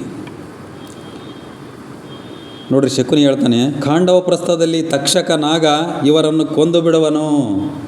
ಅಲ್ಲಿ ನಾಗಗಳ ರಾಜ ತಕ್ಷಕ ಅಂತ ಇದ್ದಾನೆ, ಇವ್ರು ಹೋದ ತಕ್ಷಣ ಇವ್ರು ಯಾರು ಉಳಿಯಲ್ಲ ಅಂತಕ್ಕಂಥದ್ದನ್ನು ಹೇಳ್ತಾನೆ ಶಕುನಿ. ಅವನಿಗೆಲ್ಲ ಮಾಹಿತಿ ಇರ್ತದೆ ರಾಜ್ಯಗಳದ್ದು. ಅಲ್ಲಿ ಅಡವಿ ಇದೆ, ದೊಡ್ಡ ಒಂದು ಕಾಡು ಇದೆ. ಆ ಕಾಡಿನಲ್ಲಿ ನಾಗಗಳ ಸಾಮ್ರಾಜ್ಯ, ಅದು ಭರ್ಜರಿ ನಾಗಗಳಿದ್ದಾವೆ, ಹಾವುಗಳಿದ್ದಾವೆ. ಅವುಗಳ ರಾಜ ತಕ್ಷಕ ಇದ್ದಾನೆ. ಅವನು ಬಹಳ ವಿಷಪೂರಿತ ಜನಾಂಗ ಅವನು. ಹಂಗಾಗಿ ಇವರನ್ನು ಎಲ್ಲ ಸತ್ತೋಗ್ಬಿಡ್ತಾರೆ, ಇವ್ರು ಇರಲ್ಲ ಅಂತಕ್ಕಂಥದ್ದನ್ನು ಹೇಳ್ತಾನೆ ಶಕುನಿ. ಕಾಗೆಯ ಗೂಡಿನಲ್ಲಿ ಕೋಗಿಲೆ ಮೊಟ್ಟೆ ಇಡುತ್ತದೆ. ನೋಡ್ರಿ, ಮುಂದಾಲೋಚನೆ ಹೆಂಗಿದೆ ಶಕುನಿದೆ ಅಂದರೆ, ಅಂತೂ ಮೀರೇನಾದರೂ ಇವರು ಅಲ್ಲಿ ಉಳ್ಕೊಂಡ್ರೆ ಪಾಂಡವರು ಅಲ್ಲಿ ಒಂದು ಹೊಸ ಸಾಮ್ರಾಜ್ಯವನ್ನು ನಿರ್ಮಾಣ ಮಾಡ್ತಾರೆ. ಅದನ್ನು ಮುಂದೆ ಹೆಂಗೆ ನಾವು ಅವರಿಂದ ಕಿತ್ಕೊಳಕ್ಕಂತಂದು ಅದನ್ನು ಯೋಚನೆ ಮಾಡೋಣ ನಾವು. ಆಮೇಲೆ ಅವ್ರನ್ನಲ್ಲಿ ಬಿಡಲ್ಲ ನಾವು, ಆಮೇಲೆ ಅದನ್ನು ಕಿತ್ಕೊಂತೀವಿ. ಅದೇ ರೀತಿ ಕಿತ್ಕೊಂಡ್ರು ಸಹ ಮುಂದೆ ಹಂಗೆ ಕಾಗೆಯ ಗೂಡಿನಲ್ಲಿ ಕೋಗಿಲೆ ಮೊಟ್ಟೆ ಇಡುತ್ತದೆ. ಕೋಗಿಲೆ ಸಪ್ರೇಟು ಗೂಡನ್ನು ಮಾಡಲ್ಲ ಎಂದು. ಕಾಗೆಯ ಮೊಟ್ಟೆ ಕೋಗಿಲೆ ಮೊಟ್ಟೆ ಸೇಮ್ ಇರ್ತಾವಂತೆ. ಹಂಗಾಗಿ ಕಾಗೆ ಇಲ್ಲದ ಸಮಯದಲ್ಲಿ ಕೋಗಿಲೆ ಮೊಟ್ಟೆ ಇಟ್ಟು ಬಂದುಬಿಡ್ತದೆ. ಕಾಗೆ ಗೊತ್ತಾಗಲ್ಲ, ಅದು ಸೇಮ್ ಇರೋದ್ರಿಂದ ಮೊಟ್ಟೆಗಳು ಅದು ತನ್ನ ಮೊಟ್ಟೆ ಅಂತಂದು ಅದನ್ನೆಲ್ಲ ಕಾವು ಕೊಟ್ಟು ಮರಿ ಮಾಡ್ತದೆ. ಮರಿ ಮಾಡಿದ ಮೇಲೆ ಗೊತ್ತಾಗತ್ತೆ ಇದು ಕೋಗಿಲೆ ಮರಿ ಅಂತಕ್ಕಂಥದ್ದು. ಅಷ್ಟೊತ್ತಿಗೆ ಅದು ಪುರ್ರ ಅಂತಂದು ಹೊರಗೆ ಆರೋಗ್ಬಿಡ್ತೈತಿ. ಹಂಗೆ ಇವರೆಲ್ಲ ಸಾಮ್ರಾಜ್ಯವನ್ನು ಸ್ಥಾಪನೆ ಮಾಡಲಿ, ಕಟ್ಟಡ ನಿರ್ಮಾಣ ಮಾಡಲಿ, ರಾಜಧಾನಿ ಮಾಡಲಿ, ಆ ಒಂದು ಸಾಮ್ರಾಜ್ಯವನ್ನು ಒಳ್ಳೆ ರೀತಿಯಿಂದ ಮಾಡಲಿ. ಅದನ್ನು ಮಾಡಿದ ಮೇಲೆ ನಾವು ಹೆಂಗೆ ಕಿತ್ಕೋಬೇಕು, ಅಲ್ಲಿ ಹೋಗಿ ಒಳಗೆ ಹೊಕ್ಕೋಬೇಕು ಅಂತಕ್ಕಂಥದ್ದನ್ನು ಆವಾಗ ಕೋಗಿಲೆ ಮರಿಯನ್ನು ಹೊರಗೆ ಓಡಿಸಿದಂಗೆ ನಾವು ಹೊರಗೆ ಓಡಿಸಿ ಅದನ್ನು ನಾವು ಆಕ್ರಮಣ ಮಾಡಿ ನಾವು ಅದನ್ನು ಕಿತ್ಕೊಳಕ್ಕೆ ಒಂದು ಉಪಾಯ ಮಾಡೋಣ. ಇವ್ರು ಯಾವತ್ತಿಗೂ ನೇರ ಯುದ್ಧ ಮಾಡೋಕ್ಕೆ ತಯಾರಿಲ್ಲ ಕೌರವರು. ಪಾಕಿಸ್ತಾನದವ್ರು ಹೆಂಗೆ ನೇರ ಯುದ್ಧಕ್ಕೆ ಬರಲ್ಲ ಅಂತ ಮೋದಿ ಹೇಳ್ತಾರಲ್ಲ, ಭಯೋತ್ಪಾದಕರನ್ನು ಬಿಟ್ಟು ಆ ಮೂಲಕ ನಮ್ಮ ಭಾರತವನ್ನು ಏನಾದರೂ ಮಾಡಿ ಒಂದು ಮಣಿಸ್ಬೇಕು ಅಂತಕ್ಕಂಥದ್ದು. ಹಂಗೆ ಕೌರವರು ಯಾವತ್ತಿಗೂ ನೇರವಾಗಿ ಯುದ್ಧಕ್ಕೆ ತಯಾರಿಲ್ಲ. ಅವರು ಒಂದು ಕುಟಿಲೋಪಾಯದಿಂದ, ಶಕುನಿಯ ಒಂದು ತಂತ್ರಗಳೇನದವಲ್ಲ, ಮೋಸದಿಂದ, ಆ ಒಂದು ಮೋಸದಿಂದ ಹೆಂಗಾರ ಮಾಡಿ ಆ ರಾಜ್ಯವನ್ನು ಮುಂದೆ ನಾವು ಆಕ್ರಮಣ ನಮ್ಮ ಕಡೆಗೆ ಮಾಡಿಕೊಳ್ಳೋಣ, ಇವ್ರು ಫಸ್ಟ್ ಮಾಡಲಿ, ಸಮೃದ್ಧಿ ಮಾಡಲಿ ಅಲ್ಲಿ ಅಂತಕ್ಕಂಥದ್ದನ್ನು ಶಕುನಿ ಹೇಳ್ತಾನೆ. ಹಾಗೆಯೇ ಕಾಂಡವ ಪ್ರಸ್ಥದಲ್ಲಿ ಪಾಂಡವರು ನಿನಗಾಗಿ ಪಡ್ತಾರೆ ಮುಂದೆ ದುರ್ಯೋಧನನಿಗೆ ಹೇಳ್ತಾನೆ. ಈಗ ಪಾಂಡವ್ರನ್ನಲ್ಲಿ ಕಳಿಸಿವಲ್ಲ ಕಾಂಡವ ಪ್ರಸ್ಥಕ್ಕೆ, ಅವರು ದುರ್ಯೋಧನ ನಿನಗಾಗಿ ಮುಂದೆ ರೆಡಿ ಮಾಡ್ತಾರೆ. ಅವರೆಲ್ಲ ಆ ಒಂದು ರಾಜ್ಯವನ್ನು ಪ್ರಾರಂಭ ಮಾಡಿ ಅವರೆಲ್ಲ ಕಷ್ಟಪಡ್ತಾರೆ. ಆವಾಗ ನಾವು ಅದನ್ನು ನಮ್ಮ ತೆಕ್ಕೆಗೆ ತೆಗೆದುಕೊಳ್ಳೋಣ ಅಂತಕ್ಕಂಥದ್ದನ್ನು ಶಕುನಿ ಹೇಳ್ತಾನೆ.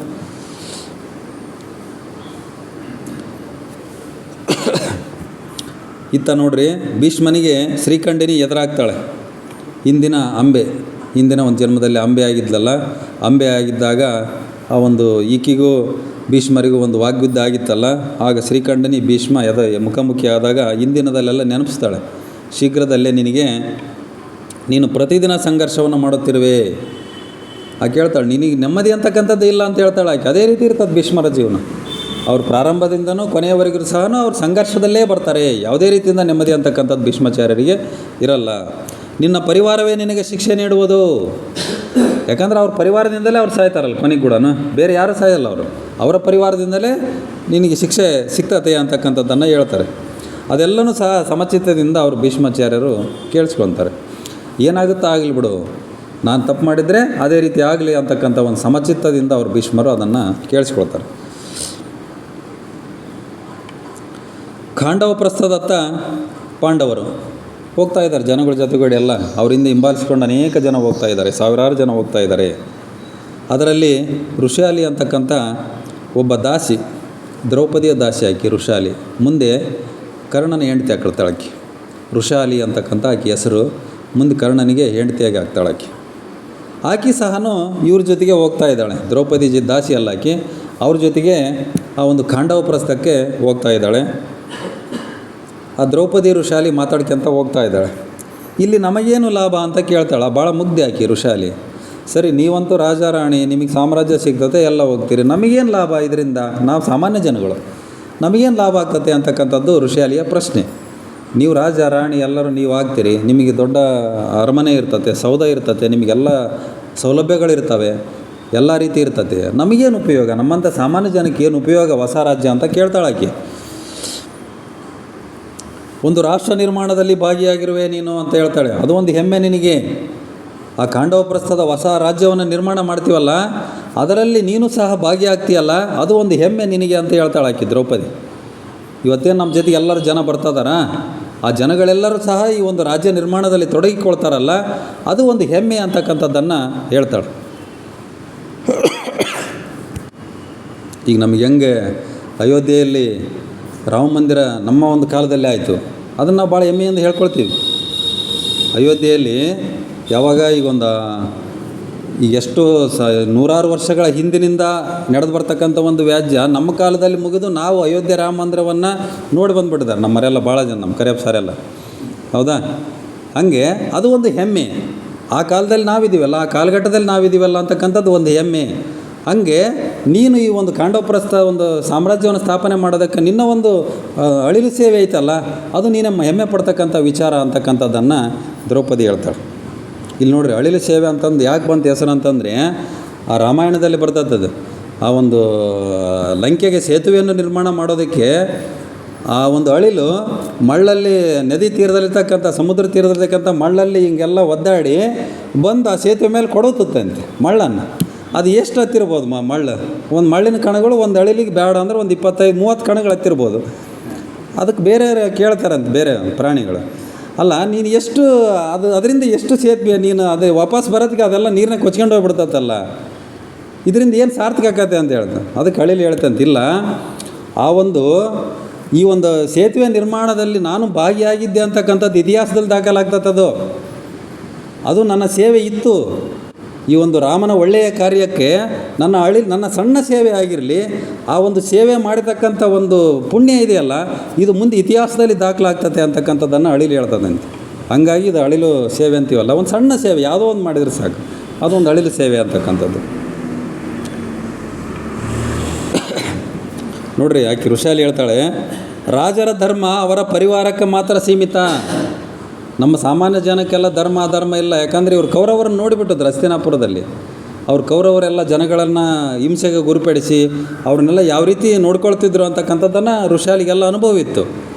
ನಮ್ಮ ಸಾಮಾನ್ಯ ಜನ ಎಲ್ಲದಕ್ಕೂ ಬಲಿಯಾಗ್ತೀವಿ ನಾವಷ್ಟೇ, ಆದರೆ ಆ ಧರ್ಮ ಅಧರ್ಮ ಎಲ್ಲ ನಿಮ್ಮಂಥ ದೊಡ್ಡವರಿಗೆ ಅಷ್ಟೇ, ರಾಜರು ಅವ್ರ ಪರಿವಾರಕ್ಕಷ್ಟೇ ಸೀಮಿತ ಅಂತ ಋಷಾಲಿ ಹೇಳ್ತಾಳೆ. ಎಲ್ಲನೂ ಸಹ ಅಳೆದು ತೂಗಿ ಮಾತಾಡ್ತಕ್ಕಂಥವಳು ಆಕೆ ಋಷಾಲಿ. ಅದಕ್ಕೆ ದ್ರೌಪದಿ ಹೇಳ್ತಾಳೆ, ಇಲ್ಲ ನಮ್ಮ ರಾಜ್ಯದಲ್ಲಿ ಹಂಗಿರಲ್ಲ, ನಮ್ಮದು ಧರ್ಮವಂತ ರಾಜ್ಯ ಆಗ್ತತೆ, ಪ್ರಜಾಪಾಲಕ ರಾಜ್ಯ ಯುಧಿಷ್ಠಿರನಿರ್ತಾನೆ, ಎಲ್ಲ ಪ್ರಜೆಗಳನ್ನು ಸಮಾನವಾಗಿ ಕಾಣ್ತಾನೆ ಅಂತಕ್ಕಂಥದ್ದನ್ನು ಆ ಒಂದು ದ್ರೌಪದಿ ಹೇಳ್ತಾಳೆ. ಖಾಂಡವ ಪ್ರಸ್ಥಕ್ಕೆ ಎಲ್ಲರೂ ಸಹ ಜನಗಳ ಸಮೇತ ಖಾಂಡವ ಪ್ರಸ್ಥಕ್ಕೆ ಬರ್ತಾರೆ. ನೋಡ್ರಿ, ಈ ಕಡೆ ಖಾಂಡವ ಪ್ರಸ್ಥದಲ್ಲಿ ತಕ್ಷಕನಿಗೆ ಗೊತ್ತಾಗ್ತದೆ. ತಕ್ಷಕ ಅಂದರೆ ನಾಗರಾಜ ತಕ್ಷಕ. ನಮ್ಮ ಈ ಭೂಮಿಯ ಮೇಲೆ ಯಾವ ಸಾಮ್ರಾಜ್ಯ ಸ್ಥಾಪನೆಗೆ ಬಿಡುವುದಿಲ್ಲ. ಅವನಿಗೇನು ಹೆದರಿಕೆ ಅಂತಂದರೆ, ಇಲ್ಲಿ ಮಾನವರು ಬಂದರೆ ನಮ್ಮ ಸಂತತಿಯನ್ನು ಹಾಳು ಮಾಡ್ತಾರೆ ಅವರು. ಮತ್ತು ಬಹುತೇಕ ಮಾನವರು ಬಂದುಬಿಟ್ರೆ ಈ ಒಂದು ವಿಷಜಂತುಗಳನ್ನು ಸಾಯಿಸ್ತಕ್ಕಂಥದ್ದು ಲೋಕಾರೂಢಿ. ಹಂಗಾಗಿ ಅವರೇನಾದರೂ ಇಲ್ಲಿಗೆ ಬಂದುಬಿಟ್ರೆ ನಮ್ಮನ್ನು ಸಂತತಿಯನ್ನು ಹಾಳು ಮಾಡ್ತಾರೆ. ಹಂಗಾಗಿ ಇಲ್ಲಿ ಮಾನವರು ನೆಲೆಗೊಳ್ಳೋದಕ್ಕೆ ನಾನು ಬಿಡಲ್ಲ ಅಂತಕ್ಕಂಥದ್ದನ್ನು ತಕ್ಷಕ ಹೇಳ್ತಾನೆ.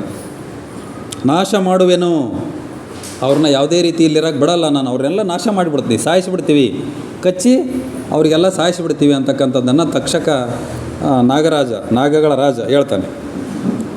ಭೂಮಿ ಪೂಜೆ ಪ್ರಾರಂಭಿಸಿದ ದ್ರೌಪದಿ. ಎಲ್ಲ ಹೊಸ ಪ್ರಾರಂಭ ಮಾಡಬೇಕು ಅವರಿಗೆ. ಆ ಒಂದು ನಗರಕ್ಕೆ ಒಂದು ಭೂಮಿ ಪೂಜೆಯನ್ನು ಪ್ರಾರಂಭ ಮಾಡೋಕ್ಕೆ ಸ್ಟಾರ್ಟ್ ಮಾಡ್ತಾಳೆ. ದ್ರೌಪದಿಯಿಂದನೇ ಪ್ರಾರಂಭ ಮಾಡಿಸ್ತಾರೆ ಅವರು. ಇನ್ನು ಭೂಮಿ ಪೂಜೆ ಸ್ಟಾರ್ಟ್ ಮಾಡ್ತಾರೆ, ಆವಾಗ ತಕ್ಷಕನ ದಾಳಿ ಮಾಡ್ತಾನೆ. ತಕ್ಷಕನ ಸೈನ್ಯ ಅಂದರೆ ಹಾವುಗಳು. ಎಲ್ಲಿರಲ್ಲ ಅಂಥ ಒಂದು ಚಂಡಮಾರುತ ಬೀಸ್ತತೆ, ಗಾಳಿ ಬರ್ತತೆ. ಆ ಗಾಳಿಗೆಲ್ಲ ಹಾವುಗಳು ತೂರ್ಕೊಂಡು ಬಂದುಬಿಡ್ತವೆ. ತೂರ್ಕೊಂಡು ಬಂದು ಈ ಜನಗಳ ಮೇಲೆಲ್ಲ ಬಿದ್ದು ಅವೆಲ್ಲ ಕಡ್ದು ಬಿಡ್ತಾವೆ, ಜನಗಳಿಗೆಲ್ಲ ಕಡ್ದು ಬಿಡ್ತಾವೆ. ಅನೇಕ ಜನ ಬಾಯಲ್ಲಿ ನೊರೆ ಬಂದು ಎಲ್ಲ ಬಿದ್ದು ಬಿಡ್ತಾರೆ ಆ ಒಂದು ಭೂಮಿಯಲ್ಲಿ. ಆ ಭೂಮಿ ಪೂಜೆ ಮಾಡೋಕ್ಕಂತ ಎಲ್ಲ ಜನಗಳು ಸೇರಿದ್ರಲ್ಲ, ಅಲ್ಲಿಂದ ಹಸ್ತಿನಾಪುರದಿಂದ ಬಂದಿರತಕ್ಕಂಥ ಎಲ್ಲರೂ ಸಹ ಎಲ್ಲಿಂದೋ ಬಂದಿರತಕ್ಕಂಥ ಒಂದು ಚಂಡಮಾರುತ ರೀತಿ ಗಾಳಿ ಬಂದು ಆ ಒಂದು ಖಾಂಡವ ಪ್ರಸ್ಥದಿಂದ ಆ ಒಂದು ಹಾವುಗಳೆಲ್ಲ ಹಾರಿ ಬಂದು ಎಲ್ಲವೂ ಸಹ ಜನಗಳನ್ನು ಕಚ್ಚಿಬಿಡ್ತವೆ. ಇದೇ ಸಮಯದಲ್ಲಿ ಅನೇಕ ಜನ ತಪ್ಪಿಸೋಣಕ್ಕೆ ಅಲ್ಲೋ ಇಡೋಗೋದೆಲ್ಲ ಮಾಡ್ತಾರೆ. ಅದೇ ರೀತಿಯ ಋಷಾಲಿದ್ಲಲ್ಲ, ಆಕೆ ತಪ್ಪಿಸೋಣಕ್ಕೆ ಹೋಗಿ ಎಲ್ಲೋ ಒಂದು ಕಡೆಗೆ ನೀರಿನಾಗ ಬಿದ್ದುಬಿಡ್ತಾಳೆ. ಆಕೆ ಒಂದು ಸರೋವರನೇ ಒಂದು ನದಿನ ಏನೋ ಇರ್ತದೆ ಅಲ್ಲಿ. ಹಂಗಾಗಿ ಈಗ ತಪ್ಪಿಸೋಣಕ್ಕೆ ಹೋಗಿ ಆ ಒಂದು ನೀರಿನಲ್ಲಿ ಬಿದ್ದುಬಿಡ್ತಾಳೆ ಋಷಾಲಿ. ಆವಾಗ ಇವರೆಲ್ಲ ಶಸ್ತ್ರ ಕೈಗೆತ್ತಿಕೊಳ್ತಾರೆ. ಇವರೇನು ಪಾಂಡವರಿದ್ದರಲ್ಲ, ಅರ್ಜುನ ಸಮೇತ ಎಲ್ಲರೂ ಸಹ ಶಸ್ತ್ರಗಳನ್ನು ಕೈಗೆತ್ತಿಕೊಂಡು ಆ ಹಾವುಗಳನ್ನು ಸಂಹಾರ ಮಾಡೋದಕ್ಕೆ ಪ್ರಾರಂಭ ಮಾಡ್ತಾರೆ ಎಲ್ಲರೂ. ಯಾವಾಗ ಇವನು ಅರ್ಜುನ ಒಂದು ಅಖಾಡಕ್ಕೆ ಇಳಿದ್ಬಿಟ್ನಲ್ಲ, ಅವನು ತಕ್ಷಕ ನಾಗರಾಜ ಏನಿದ್ನಲ್ಲ, ಅವನು ಇಂದ್ರನ ಮೊರೆ ಹೋಗ್ತಾನೆ. ಆ ಇಂದ್ರನ ಮೊರೆ ಹೋಗಿ ಆ ಒಂದು ಅರ್ಜುನನಿಂದ ನನಗೆ ಅಪಾಯ ಆಗ್ತಿದೆ, ನೀನು ನನ್ನ ರಕ್ಷಣೆಗೆ ಬರಬೇಕು ಅಂತಕ್ಕಂಥ ಒಂದು ಮಾತನ್ನು ತೆಗೆದುಕೊಂಡು ಇಂದ್ರ ತಕ್ಷಕನ ರಕ್ಷಣೆಗೆ ಬರ್ತಾನೆ. ಅರ್ಜುನ ಅಗ್ನಿದೇವನ ಮೊರೆ ಹೋಗ್ತಾನೆ. ಅರ್ಜುನ ಇದನ್ನೆಲ್ಲ ಅವನೇನು ಮಾಡ್ತಾನೆ, ಅಗ್ನಿದೇವನ ಮೊರೆ ಹೋಗ್ತಾನೆ. ಇವನ್ನೆಲ್ಲ ಈ ಒಂದು ಖಾಂಡವ ಪ್ರಸ್ಥದಲ್ಲಿ ಇದನ್ನೆಲ್ಲ ಸುಟ್ಟಾಕಿಬಿಡು, ಈ ಒಂದು ನಾಗಗಳ ಸಂತತಿಯನ್ನೇ ಸುಟ್ಟಾಕಿಬಿಡು ಅಂತಕ್ಕಂಥದ್ದನ್ನು ಇವನು ಅಗ್ನಿದೇವನ ಮೊರೆ ಹೋಗ್ತಾನೆ. ನೋಡಿರಿ, ದ್ರೌಪದಿ ಇದನ್ನೆಲ್ಲ ನೋಡಿ ದುಃಖಿಸ್ತಾಳೆ. ಇಷ್ಟೊಂದು ನಿರ್ದೋಷಿಗಳ ಹತ್ಯೆ ಯಾಕೆ? ನಾವೇನು ತಪ್ಪು ಮಾಡಿದ್ವಿ ಇಲ್ಲಿ? ನಾವು ಕೇಳಿದ್ದು ಒಂದು ಬಂಜರ ಪ್ರದೇಶ, ಬರಡು ಭೂಮಿಗೆ ಬಂದೀವಿ, ಇಲ್ಲಿ ಏನೋ ಒಂದು ನಾವು ರಾಜ್ಯವನ್ನು ಸ್ಥಾಪನೆ ಮಾಡಬೇಕಂತ ನಮ್ಮ ಉದ್ದೇಶ ಇದೆ. ಯಾಕೆ ಇದೆಲ್ಲ ನಮಗೆ ಆಗ್ತಾಯಿದೆ? ಇಷ್ಟಕ್ಕೊಂದು ಕೆಟ್ಟದ್ದು ಯಾಕೆ ಆಗ್ತಾಯಿದೆ? ಇವರೆಲ್ಲ ನಿರ್ದೋಷಿಗಳಿದ್ರು ಜನಗಳು, ಪಾಪ ನಮ್ಮನ್ನು ನಂಬಿಕೊಂಡು ಬಂದಿದ್ರು ಇವರನ್ನೆಲ್ಲ ಯಾಕೆ ಹತ್ಯೆ ಆಯಿತು ಅಂತಕ್ಕಂಥದ್ದನ್ನು ದುಃಖ ಪಡ್ತಾಳಕ್ಕೆ. ಅದಕ್ಕೆ ಯುಧಿಷ್ಠಿರ ಹೇಳ್ತಾನೆ, ನೋಡ್ರಿ, ಇವರ್ಯಾರೂ ಮೃತರಾಗಿಲ್ಲ, ಇವ್ರು ಯಾರೂ ಸಹ ಸತ್ತಿಲ್ಲ. ತಕ್ಷಕ ರಾಜ ದಾರಿ ತಪ್ಪಿದ್ದಾನೆ. ಇವನೇನು ನಾಗರಾಜ ಇದ್ದಾನಲ್ಲ, ತಕ್ಷಕರ ರಾಜ, ಇವನು ದಾರಿ ತಪ್ಪಿದ್ದಾನೆ. ಯಾರೋ ಒಂದು ಮಾತು ಕೇಳಿ ಇವನು ದಾರಿ ತಪ್ಪಿದ್ದಾನೆ. ಉಳಿದ ನಾಗಗಳು ಬಲಿಪಶುಗಳಾಗಿವೆ. ಅವನು ಹೇಳಿದಂಗೆ ಉಳಿದ ನಾಗಗಳು, ಹಾವುಗಳೆಲ್ಲ ಕೇಳಿ ಇವರಿಗೆಲ್ಲ ಕಚ್ಚಿದ್ದಾವೆ. ಇಲ್ಲಿ ಮಯಾ ರಾಕ್ಷಸ ಮಾಯಾವಿ ವನ ಸೃಷ್ಟಿಸಿದ್ದಾನೆ. ಆ ಕಾಂಡವ ಪ್ರಸ್ಥದಲ್ಲಿ ಒಂದು ಅಡವಿ, ಅರಣ್ಯ, ಅದರಲ್ಲಿ ಒಂದು ಮಾಯಾವಿ ವನವನ್ನೇ ಸೃಷ್ಟಿ ಮಾಡಿಬಿಟ್ಟಿದ್ದಾನೆ ಮಯ ಅಂತಕ್ಕಂಥ ಒಬ್ಬ ರಾಕ್ಷಸ. ಆ ಮಾಯಾವಿ ವನದಲ್ಲಿ ಇವೆಲ್ಲ ಅಡಗಿ ಕುಳಿತಿದ್ದಾವೆ. ಯಾವುವು? ಈ ಒಂದು ತಕ್ಷಕನ ಸೈನ್ಯ, ಹಾವುಗಳು ಅವೆಲ್ಲ ಅಡಗಿ ಕುಳಿತಾವೆ ಆ ಮಾಯಾವಿ ವನದಲ್ಲಿ. ಅಂಥ ಮಾಯಾವಿ ವನವನ್ನೇ ಸ್ವಾಹ ಮಾಡೋದಕ್ಕೆ ಅಗ್ನಿದೇವನ ಮೊರೆ ಹೋಗಿದ್ದಾನೆ. ಯಾರು? ಅರ್ಜುನ. ಆ ಮಾಯಾವಿ ವನವನ್ನು ಸುಟ್ಟುಬಿಟ್ರೆ ಹಾವುಗಳೆಲ್ಲ ಸುಟ್ಟೋಗ್ಬಿಡ್ತಾವಲ್ಲ, ಹಂಗಾಗಿ ಇವನು ಅಗ್ನಿದೇವನ ಮೊರೆ ಹೋಗಿದ್ದಾನೆ ಅರ್ಜುನ. ಇವನು ತಕ್ಷಕ ಇಂದ್ರನ ಮೊರೆ ಹೋಗಿದ್ದಾನೆ. ನೋಡ್ರಿ, ಅವತ್ತಿನ ಪರಿಸ್ಥಿತಿ ಹೆಂಗಿತ್ತಂದರೆ, ಯಾರಾದರೂ ರಕ್ಷಣೆ ಕೇಳ್ಕೊಂಡು ಬಂದರೆ ಅವ್ರಿಗೆ ಅಭಯಾಸ್ತ ನೀಡಿಬಿಟ್ರೆ ಅದೇನಾರಾಗಲಿ ಅವ್ರ ರಕ್ಷಣೆ ನಿಂತ್ಕೊಳ್ತಾಯಿದ್ರು ಅವರು. ಈಗ ತಕ್ಷಕ ಇಂದ್ರನ ಮೊರೆ ಹೋದ, ನನ್ನ ಸಂತತಿ ಅಪಾಯದಲ್ಲಿದೆ, ನೀನು ರಕ್ಷಣೆ ಮಾಡಬೇಕು ಅಂತ. ಅವನಿಗೆ ಇಂದ್ರನಿಗೇನು ಮಾಹಿತಿ ಇಲ್ಲ, ಇಲ್ಲಿ ಅರ್ಜುನ ಬಂದರೆ, ಇಲ್ಲಿ ಪಾಂಡವರು ಬಂದರೆ, ಏನು ಮಾಹಿತಿ ಇಲ್ಲ. ಆಯಿತು, ನಾನು ನಿನ್ನ ರಕ್ಷಣೆ ಮಾಡ್ತಂದ್ರೆ ಮುಗಿದೋತು, ಅವ್ನು ಮಾತು ಕೊಟ್ಟರೆ ಮುಗಿದೋತು, ಏನಕ್ಕೆ ಏನೇ ಆಗಲಿ ಅವ್ನು ರಕ್ಷಣೆ ಮಾಡ್ತಾನೆ. ಹಂಗೆ ಇವನು ಅಗ್ನಿದೇವನ ಮೊರೆ ಹೋಗಿದ್ದಾನೆ. ಆವಾಗ ಇವರಿಬ್ಬರಿಗೆ ಬಿತ್ತು, ಇಂದ್ರನಿಗೂ ಮತ್ತು ಅರ್ಜುನನಿಗೂ ಮುಖಾಮುಖಿ ಆಯ್ತು. ಮತ್ತೀಗ ಇಂದ್ರನಿಗೂ ಮತ್ತು ಅರ್ಜುನನಿಗೂ ಅವರು ವರಸೆಯಲ್ಲಿ ತಂದೆ ಮಗ. ಇಂದ್ರನ ಒಂದು ಕೃಪಾದೃಷ್ಟಿಯಿಂದ ಜನಿಸಿರ್ತಕ್ಕಂಥವನು ಅರ್ಜುನ, ಒಂದು ಮಂತ್ರಪಠಣ ಮುಖಾಂತರ. ನೋಡ್ರಿ, ಯುಧಿಷ್ಠಿರ ಹೇಳ್ತಾನೆ, ಮಾಯಾವಿ ರಾಕ್ಷಸ ಒಂದು ಮಾಯಾವನವನ್ನು ಸೃಷ್ಟಿಸಿದನಲ್ಲಿ ಆ ಒಂದು ಮಾಯಾವನದಲ್ಲಿ ಇವರು ಆ ಒಂದು ತಕ್ಷಕನ ಸೈನ್ಯ, ಹಾವುಗಳು ಅದರಲ್ಲಿ ರಕ್ಷಣೆಯನ್ನು ಪಡ್ಕೊಂಡಿದ್ದಾವೆ. ಅವರಿಬ್ಬರು ಸ್ನೇಹದಿಂದ ಇದ್ದಾರೆ, ಹಂಗಾಗಿ ಇದೆಲ್ಲ ಸಮಸ್ಯೆ ಆಗಿದೆ ಅಂತಕ್ಕಂಥದ್ದನ್ನು ಯುಧಿಷ್ಠಿರ ಹೇಳ್ತಾನೆ. ಮಾಯಾಸುರನ ಮಾಯೆಯನ್ನು ಮಾತ್ರ ಸ್ವಾಹ ಮಾಡಿರೆಂದು ಪ್ರಾರ್ಥಿಸ್ತಾನೆ ಅರ್ಜುನ ಅಗ್ನಿದೇವನಿಗೆ. ಅಲ್ಲಿರ್ತಕ್ಕಂಥ ನೈಸರ್ಗಿಕವಾಗಿರ್ತಕ್ಕಂಥ ಕಾಡನ್ನು ಬಿಟ್ಟು ಮಯಾ ರಾಕ್ಷಸ ಏನು ಮಾಯಾವಿ ವನವನ್ನು ಸೃಷ್ಟಿ ಮಾಡಿದಾನಲ್ಲ, ಆ ಮಾಯಾವಿ ವನದಲ್ಲಿ ಏನು ಹಾವುಗಳು ಅಡಿಗೆ ಕುಳಿತಿದ್ದಾವಲ್ಲ ತಕ್ಷಕನ ಸೈನ್ಯ, ಅದನ್ನು ಮಾತ್ರ ಸ್ವಾಹ ಮಾಡು ಅಂತಕ್ಕಂಥ ಒಂದು ಅರ್ಜುನ ಬೇಡಿಕೆಯನ್ನು ಅಗ್ನಿದೇವನ ಮುಂದೆ ಇಟ್ಟಿದ್ದಾನೆ. ಅರ್ಜುನನಿಂದ ಖಾಂಡವ ದಹನ, ಆ ಒಂದು ಅಗ್ನಿದೇವನ ಮೊರೆ ಹೋಗಿದ್ನಲ್ಲ, ಅವನೇನು ಮಾಡ್ತಾನೆ, ಅದೇ ಖಾಂಡವ ದಹನ ಅಂತಂದು ಬರ್ತದೆ ಅದು ಮುಂದೆ. ಆ ಒಂದು ಮಾಯಾವನ ಏನಿತ್ತಲ್ಲ, ಆ ಮಾಯಾವನದಲ್ಲಿ ಏನು ಇವು ಅಡಿಗೆ ಕುಳಿತಿದ್ವಲ್ಲ ಅವನ್ನೆಲ್ಲ ಸುಟ್ಟಾಕಿಬಿಡ್ತಾನೆ ಅಗ್ನಿದೇವ. ಆಪೋಷಣ ತೆಗೆದುಕೊಂಡು ಬಿಡ್ತಾನೆ, ಅದನ್ನೆಲ್ಲ ಆಪೋಷಣೆ ತೆಗೆದುಕೊಂಡು ಅವೆಲ್ಲ ಹಾವುಗಳನ್ನು ಸುಟ್ಟಾಕಿಬಿಡ್ತಾನೆ. ಅದನ್ನು ಖಾಂಡವ ದಹನ. ಖಾಂಡವ ಪ್ರಸ್ಥದಲ್ಲಿ ಆ ಒಂದು ಮಾಯಾವಿ ವನವನ್ನು ದಹನ ಮಾಡಿರ್ತಕ್ಕಂಥದ್ದು ಏನೈತಲ್ಲ, ಅದೇ ಖಾಂಡವ ದಹನ ಅಂತಕ್ಕಂಥದ್ದು. ಆ ಹಾವುಗಳನ್ನು ಸಹ ಸುಟ್ಟೋಗ್ಬಿಡ್ತವೆ ಆ ಒಂದು ಅಗ್ನಿದೇವನಿಂದ. ಆವಾಗ ಮಾಯಾಸುರನಿಗೆ ಅರಿವಾಗ್ತದೆ, ಇಲ್ಲ ನಂದೇನು ನಡೆಯೋದಿಲ್ಲ, ನಾನು ಪಾಂಡವರಿಗೆ ಶರಣಾಗಿ ಬಿಡಬೇಕು ಅಂತಂದು ಅವನೇನು ಮಾಡ್ತಾನೆ, ಪಾಂಡವರ ಆಶ್ರಯ ಪಡೆದು ಬಿಡು. ಅವನು ಸಹ ಶರಣಾಗೋದಕ್ಕೆ ಬಂದುಬಿಡ್ತಾನೆ ಮಾಯಾಸುರ ರಾಕ್ಷಸ. ಜೊತೆಗೆ ಅವನಿಗೆ ತಕ್ಷಕನಿಗೆ ಹೇಳ್ತಾನೆ, ಹಾವುಗಳ ರಾಜ ಅವನಿಗೆ ಹೇಳ್ತಾನೆ, ಇಲ್ಲ ನೀನು ಪಾಂಡವರಿಗೆ ಶರಣಾಗಿಬಿಡು, ನಮಗೆ ಉಳಿಗಾಲ ಇಲ್ಲ, ಅವ್ರು ಭಾಳ ಬಲಿಷ್ಠರಾಗಿದ್ದಾರೆ ಪಾಂಡವರು, ಆಮೇಲೆ ನಮಗೇನು ತೊಂದರೆ ಕೊಡಲ್ಲ ಅವರು ಅಂತಕ್ಕಂಥದ್ದನ್ನು ನಂಬಿಕಿತ್ತು ಅವನಿಗೆ. ಹಂಗಾಗಿ ಅವನಿಗೆ ಹೇಳ್ತಾನೆ, ತಕ್ಷಕನಿಗೆ ಹೇಳಿ ಇವನು ವಾಪಸ್ಸು ಪಾಂಡವರ ಕಡೆಗೆ ಬಂದುಬಿಡ್ತಾನೆ ಮಾಯಾಸುರ ರಾಕ್ಷಸ. ನೋಡಿರಿ, ಅರ್ಜುನ ಇಂದ್ರ ಯುದ್ಧ ಮಾಡ್ತಾರೆ, ಮುಖಾಮುಖಿ ಆದ್ರೆ ಅವರಿಬ್ಬರೂ. ಯಾಕಂದರೆ ಇಂದ್ರ ಮಾತು ಕೊಟ್ಬಿಟ್ಟಿದ್ದಾನೆ ತಕ್ಷಕನಿಗೆ, ನಿನ್ನ ಪರವಾಗಿ ಯುದ್ಧ ಮಾಡ್ತೀನಿ, ನಿನ್ನ ರಕ್ಷಣೆ ಮಾಡ್ತೀನಿ ಅಂತ ಮಾತು ಕೊಟ್ಟಿದ್ದಾನೆ. ಹಂಗಾಗಿ ಅವರಿಬ್ಬರು ಸಹ ಯುದ್ಧ ಪ್ರಾರಂಭ ಮಾಡಿದರು. ಅವ್ರ ತಂದೆ ಮಗ ಆದರೂ ಕೂಡ ಯುದ್ಧ ಪ್ರಾರಂಭ ಮಾಡಿದರು. ನಾಗಗಳು ಅಪರಾಧಿಗಳು. ಅರ್ಜುನ ಹೇಳ್ತಾನೆ, ತಕ್ಷಕನ ಸೈನ್ಯ ಏನೈತಲ್ಲ, ನಾಗಗಳು, ಹಾವುಗಳು, ಇವು ಅಪರಾಧಿಗಳು. ನಾವೇನು ಮಾಡಿದ್ದಿಲ್ಲ ಅವಕ್ಕೆ, ಆದರೆ ನಮ್ಮನ್ನೆಲ್ಲ ಸಾಯಿಸಿಬಿಟ್ಟಿದ್ದಾರೆ, ನಮ್ಮಿಂದ ಬಂದಿರತಕ್ಕಂಥ ಜನಗಳನ್ನೆಲ್ಲ ಸಾಯಿಸಿಬಿಟ್ಟಿದ್ದಾರೆ ಕಚ್ಚಿ. ಹಂಗಾಗಿ ಅವ್ರ ಅಪರಾಧಿಗಳು, ಹಂಗಾಗಿ ನಾನು ಅದನ್ನು ದಹನ ಮಾಡ್ತೀನಿ ಅಂತ ಹೇಳ್ತಾನೆ ಅವನು ಅರ್ಜುನ. ಆಗಿಂದ್ರೆ ಹೇಳ್ತಾನೆ, ನೀನು ಹೊರಟು ಹೋಗು, ನಾನು ತಕ್ಷಕನಿಗೆ ಮಾತು ಕೊಟ್ಟಿನಿ, ತಕ್ಷಕನನ್ನು ರಕ್ಷಣೆ ಮಾಡ್ತೀನಿ, ತಕ್ಷಕನ ಸಂತತಿಯನ್ನು ರಕ್ಷಣೆ ಮಾಡ್ತೀನಿ ಅಂತ ಮಾತು ಕೊಟ್ಟಿದ್ದೀನಿ, ನೀನು ಹೊರಟು ಹೋಗು ಅಂತ ಹೇಳ್ತಾನೆ ಇಂದ್ರ ಅರ್ಜುನನಿಗೆ.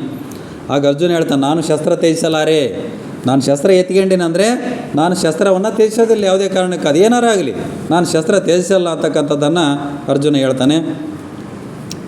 ತಕ್ಷಕನನ್ನು ಬಿಟ್ಟು ಪಾಂಡವರ ಕಡೆಗೆ ಬಂದ ಮಾಯಾಸುರ ರಾಕ್ಷಸ ಜೊತೆಗೆ ಈ ಕಡೆ ಪಾಂಡವರ ಕಡೆಗೆ ಬಂದಾಗ ಅವರು ಮತ್ತೆ ಪಾಂಡವರ ಶಕ್ತಿ ವೃದ್ಧಿ ಆಗ್ತದೆ. ಭೀಕರ ಯುದ್ಧ ಆಗ್ತದೆ ಅರ್ಜುನನಿಗೆ ಇಂದ್ರನಿಗೆ. ಯಾಕಂತಂದರೆ ಅರ್ಜುನನ ತಂದೆ ಇಂದ್ರ, ಅವನಲ್ಲಿ ಬ್ರಹ್ಮಾಸ್ತ್ರ ಇತ್ತು. ಹಂಗಾಗಿ ಭೀಕರವಾಗಿರ್ತಕ್ಕಂಥ ಕಾಳಗ ಇಬ್ಬರಲ್ಲಿ, ಅವನ ಮೇಲೆ ಆಕಾಶದಲ್ಲಿಂದ ಯುದ್ಧ ಮಾಡ್ತಾನೆ, ಇವನು ಭೂಮಿ ಮೇಲೆ ನಿಂತ್ಕೊಂಡು ಯುದ್ಧ ಮಾಡ್ತಾನೆ ಅರ್ಜುನ. ದ್ರೌಪದಿಯ ಪ್ರಾರ್ಥನೆ ಇಂದ್ರನಿಗೆ, ದ್ರೌಪದಿ ಪ್ರಾರ್ಥನೆ ಮಾಡ್ತಾಳೆ ಇಂದ್ರನಿಗೆ, ಯಾಕೆ ಹಿಂಗೆ ಮಾಡ್ತೀರಿ, ನಿಮ್ಮ ಪುತ್ರ ಅರ್ಜುನ, ನಾವೇನು ಅನ್ಯಾಯ ಮಾಡಿದ್ದಿಲ್ಲ ತಕ್ಷಕನಿಗೆ, ಎಲ್ಲ ನಮಗೆ ಅನ್ಯಾಯ ಮಾಡಿದ್ದಾರೆ ಅವರು ತಕ್ಷ, ಹಂಗಾಗಿ ನಾವು ಯುದ್ಧ ಮಾಡಿದ್ದೀವಿ ಅಂತಕ್ಕಂಥದ್ದನ್ನು ಹೇಳ್ತಾಳೆ ಆಕೆ ದ್ರೌಪದಿ. ವಜ್ರಾಸ್ತ್ರ ಎತ್ತಿಕೊಂಡ ಇಂದ್ರ, ವಜ್ರಾಸ್ತ್ರ ಇತ್ತು ಅವನಿಗೆ ಇಂದ್ರನ ಹತ್ರ. ಆ ವಜ್ರಾಸ್ತ್ರ ಎಂದಿಗೂ ಸಹ ಅದು ಫೇಲ್ ಆಗಲ್ಲ ಅಂಥ ಒಂದು ಅಸ್ತ್ರ. ಈಗ ಹೆಂಗೆ ನಮ್ಮ ಬ್ರಹ್ಮೋಸ್ ಪಾಕಿಸ್ತಾನದಲ್ಲಿ ಹೋಗಿ ಹೊಡೆದು ಬಂತಲ್ಲ, ಅದು ಯಾವುದೇ ರೀತಿ ಫೇಲ್ ಆಗಲ್ಲ ನಮ್ಮ ಬ್ರಹ್ಮೋಸ್. ಅದನ್ನು ಈಗ 400 ಕಿಲೋಮೀಟ್ರನ್ನ 600 ಕಿಲೋಮೀಟ್ರ್ ಆಯಿತು, ಅದನ್ನು 800 ಕಿಲೋಮೀಟ್ರಿಗೆ ಎಕ್ಸ್ಟೆಂಡ್ ಮಾಡ್ತಾಯಿದ್ದಾರೆ ಈಗ. ಅದು ಬಹುತೇಕ ಇದೇ ವರ್ಷದಲ್ಲಿ ಆಗುತ್ತೆ ಅನ್ನಿಸ್ತೈತಿ. 800 ಕಿಲೋಮೀಟ್ರ್ ಅಂದರೆ ಬಹುತೇಕ ಪಾಕಿಸ್ತಾನ ಕಂಪ್ಲೀಟ್ ಕವರ್ ಆಗುತ್ತೆ ನಮಗೀಗ. 800 ಕಿಲೋಮೀಟ್ರ್ ಎಲ್ಲಿದ್ದರೂ ನುಗ್ಗಿ ಹೊಡಿತಾರೆ, ನಮ್ಮ ಇಂಡಿಯಾದಿಂದಲೇ ನುಗ್ಗಿ ಹೊಡಿತಕ್ಕಂಥದ್ದು. ಹಾಗೆ ಈ ವಜ್ರಾಸ್ತ್ರ ಅಂತಕ್ಕಂಥದ್ದನ್ನು ಬಿಟ್ಟುಬಿಡ್ತಾನೆ ಇವನು ಇಂದ್ರ. ಈ ಕಡೆ ಅರ್ಜುನ ದಿವ್ಯಾಸ್ತ್ರವನ್ನು ಬಿಡ್ತಾನೆ. ಮಧ್ಯೆ ಶ್ರೀಕೃಷ್ಣನ ಸುದರ್ಶನ ಚಕ್ರ ಬಂದು ವಜ್ರಾಸ್ತ್ರವನ್ನು ತಡೆಯಿತು. ಶ್ರೀಕೃಷ್ಣನಿಗೆ ಗೊತ್ತಾಗ್ಬಿಡ್ತು ಇದೇನೋ ಸಮಸ್ಯೆ ಆಗ್ಬಿಡ್ತೈತಿ. ಯಾಕಂತಂದರೆ ಇಂದ್ರನ ಆ ಒಂದು ವಜ್ರಾಸ್ತ್ರ ಐತಲ್ಲ, ಯಾವುದೇ ಕಾರಣಕ್ಕದು ಗುರಿಯನ್ನು ತಲುಪ್ತೈತೆ. ಆದರೆ ಸುದರ್ಶನ ಚಕ್ರ ಅಡ್ಡ ಬಂತು. ಆ ಸುದರ್ಶನ ಚಕ್ರ ಅಡ್ಡ ಬಂದು ಅಲ್ಲಿಗೆ ಸ್ಟಾಪ್ ಮಾಡಿತ್ತು ಅದನ್ನು. ನಮ್ಮಲ್ಲಿ ಮೊನ್ನೆ ಯುದ್ಧದಲ್ಲಿ ಸಹ ಸುದರ್ಶನ ಅಂತ ಓದಿದ್ದೀವಿ ನಾವು. ಸುದರ್ಶನ S-400 ಅಂತ ಅದು. ಆ ಸುದರ್ಶನ ಚಕ್ರ ಏನು ಮಾಡ್ತದೆ ಅಂತಂದರೆ, ನಮ್ಮಲ್ಲಿರ್ತಕ್ಕಂಥ ಅವ್ರು ಪಾಕಿಸ್ತಾನದವೇನು ದಾಳಿ ಮಾಡಿದ್ರಲ್ಲ, ಡ್ರೋನು ಯುದ್ಧ ವಿಮಾನಗಳು ಏನು ಬಂದರೂ ನಾವನ್ನ ಹೊಡೆದಾಕ್ತಕ್ಕಂಥ ಕೆಲಸ ಮಾಡ್ತದೆ. S-400 ಅಂತಕ್ಕಂಥದ್ದು ಅದು ರಷ್ಯಾದಿಂದ ನಾವು ತರಿಸ್ಕೊಂಡಿರ್ತಕ್ಕಂಥದ್ದು ಅದು S-400 ಅಂತ. ಇವತ್ತು ಆ S-400 ಇದ್ದಿದ್ದರಿಂದನೇ ನಮ್ಮ ದೇಶದಲ್ಲಿ ಯಾವುದೇ ರೀತಿಯಿಂದ ಹಾನಿ ಆಗಲಿಲ್ಲ. ಅವರು ಬಿಟ್ಟಿರ್ತಕ್ಕಂಥ ಡ್ರೋನ್ಗಳು, ಆ ಯುದ್ಧ ವಿಮಾನಗಳು ಎಲ್ಲವನ್ನು ಹೊಡೆದುಳಿಸೋಕ್ಕೆ ಕಾರಣ S-400 ಅಂತಕ್ಕಂಥದ್ದು. ಅವೆಲ್ಲ ನಾವು ಕೆಲವೊಂದು ಹೆಸರೇ ಕೇಳಿದ್ದಿಲ್ಲ. ಇವತ್ತು ನಾವು ಪೇಪರ್ನಾಗ ಓದಿ ಒಂದು ಮಾಧ್ಯಮಗಳಲ್ಲಿ ನೋಡಿ ಅವೆಲ್ಲ ವಿಚಾರಗಳನ್ನು ನಾವು ತಿಳ್ಕೊಂಡ್ವಿ. ಹಾಗೆ ಆ ಸುದರ್ಶನ ಚಕ್ರ ಅಡ್ಡ ಬಂದು ಆ ಒಂದು ವಜ್ರಾಸವನ್ನು ತಡೀತು ಅಲ್ಲಿಗೆ. ಆವಾಗ ಶ್ರೀಕೃಷ್ಣ ಬಂದು ಅವನು ಸಂಧಾನ ಮಾಡ್ತಾನೆ, ಇಂದ್ರನಿಗೂ ಮತ್ತು ಅರ್ಜುನನಿಗೂ ಸಂಧಾನ ಮಾಡ್ತಾನೆ. ಇದು ಒಂದು ಒಳ್ಳೆಯ ಕಾರ್ಯಕ್ಕೆ ಪಾಂಡವರು ಬಂದಿದ್ದಾರೆ, ನೀನ್ಯಾಕೆ ಅಡ್ಡಾಕಿ ಅಂತಕ್ಕಂಥದ್ದನ್ನು ಇಂದ್ರನಿಗೆ ಶ್ರೀಕೃಷ್ಣ ಹೇಳ್ತಾನೆ.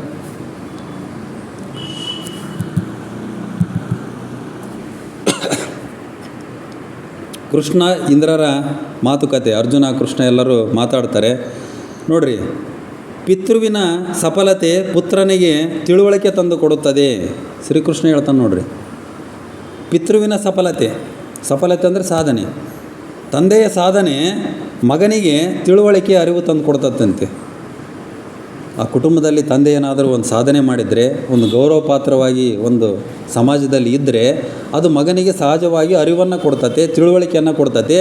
ಮುಂದೆ ನಾನು ಸಹ ನಮ್ಮ ಅಪ್ಪನಂಗೆ ಆಗಬೇಕಲ್ಲ, ಯಾಕಂದರೆ ನಮ್ಮ ತಂದೆಗಿರ್ತಕ್ಕಂಥ ಗೌರವ ಹೆಂಗಿದೆ ಸಮಾಜದಲ್ಲಿ, ಅದೇ ರೀತಿ ನಾನು ಅದನ್ನು ಉಳಿಸಿಕೊಳ್ಬೇಕಲ್ಲ ಅಂತಕ್ಕಂಥ ಅರಿವು, ಜ್ಞಾನ, ತಿಳುವಳಿಕೆಯನ್ನು ಕೊಡ್ತತಿ. ಅದೇ ರೀತಿ ಪುತ್ರನ ಸಾಧನೆ, ಮಗನ ಸಾಧನೆ ಪಿತೃವಿಗೆ, ತಂದೆಗೆ ಗೌರವವನ್ನು ತಂದು ಕೊಡ್ತತಿ. ನಮ್ಮ ಕಣ್ಣೆದುರಿಗೆ ನಮ್ಮ ಮಕ್ಕಳೇನಾದರೂ ಸಾಧನೆ ಮಾಡಿದಾಗ ಅದು ಒಂದು ನಮಗೆ ಗೌರವ. ಹೇಳ್ಕೊಂಡು ಅಡ್ಡಾಡ್ತಿರ್ತೀವಿ, ನನ್ನ ಮಗ ಹಿಂಗಾಗೇನೆ ದೊಡ್ಡ ಮಟ್ಟದ ಒಂದು ಹುದ್ದೆಯಲ್ಲಿದ್ದಾನೆ ಇಂತಕ್ಕಂಥ ಒಂದು.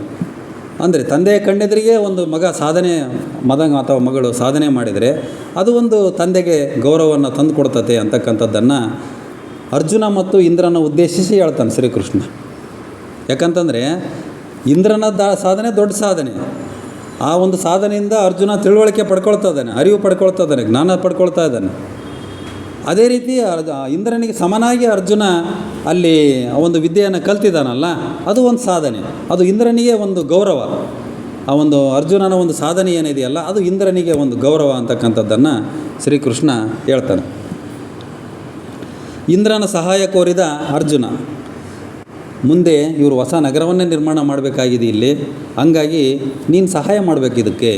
ನೀನು ಇವರು ಪಾಂಡವರ ಒಂದು ಹೊಸ ರಾಜಧಾನಿ ನಿರ್ಮಾಣ ಮಾಡೋದಕ್ಕೆ, ಸಾಮ್ರಾಜ್ಯ ನಿರ್ಮಾಣ ಮಾಡೋದಕ್ಕೆ ನೀನು ಸಹಾಯ ಮಾಡಬೇಕು ಅಂತಂದು ಶ್ರೀಕೃಷ್ಣನೇ ಇಂದ್ರನಿಗೆ ಹೇಳ್ತಾನೆ. ನೀನು ಸಹಾಯ ಮಾಡು, ನಿನ್ನ ಹೆಸರಿನಿಂದಲೇ ಒಂದು ನಗರವನ್ನು ನಿರ್ಮಾಣ ಮಾಡಬೇಕಾಗಿದೆ, ಆ ನಗರಕ್ಕೆ ಇಂದ್ರಪ್ರಸ್ಥ ಅಂತ ಹೆಸರಿಡಬೇಕಾಗಿದೆ, ನಿನ್ನ ಹೆಸರಿನಲ್ಲೇ ಒಂದು ನಗರವನ್ನು ನಿರ್ಮಾಣ ಮಾಡಬೇಕು, ಆ ಸಾಮ್ರಾಜ್ಯಕ್ಕೆ ಇಂದ್ರಪ್ರಸ್ಥ ಅಂತ ಹೆಸರಿಡಬೇಕು ಅಂತಕ್ಕಂಥದ್ದನ್ನು ಕೃಷ್ಣನೇ ಹೆಸರನ್ನು ಸೂಚಿಸ್ತಾನೆ.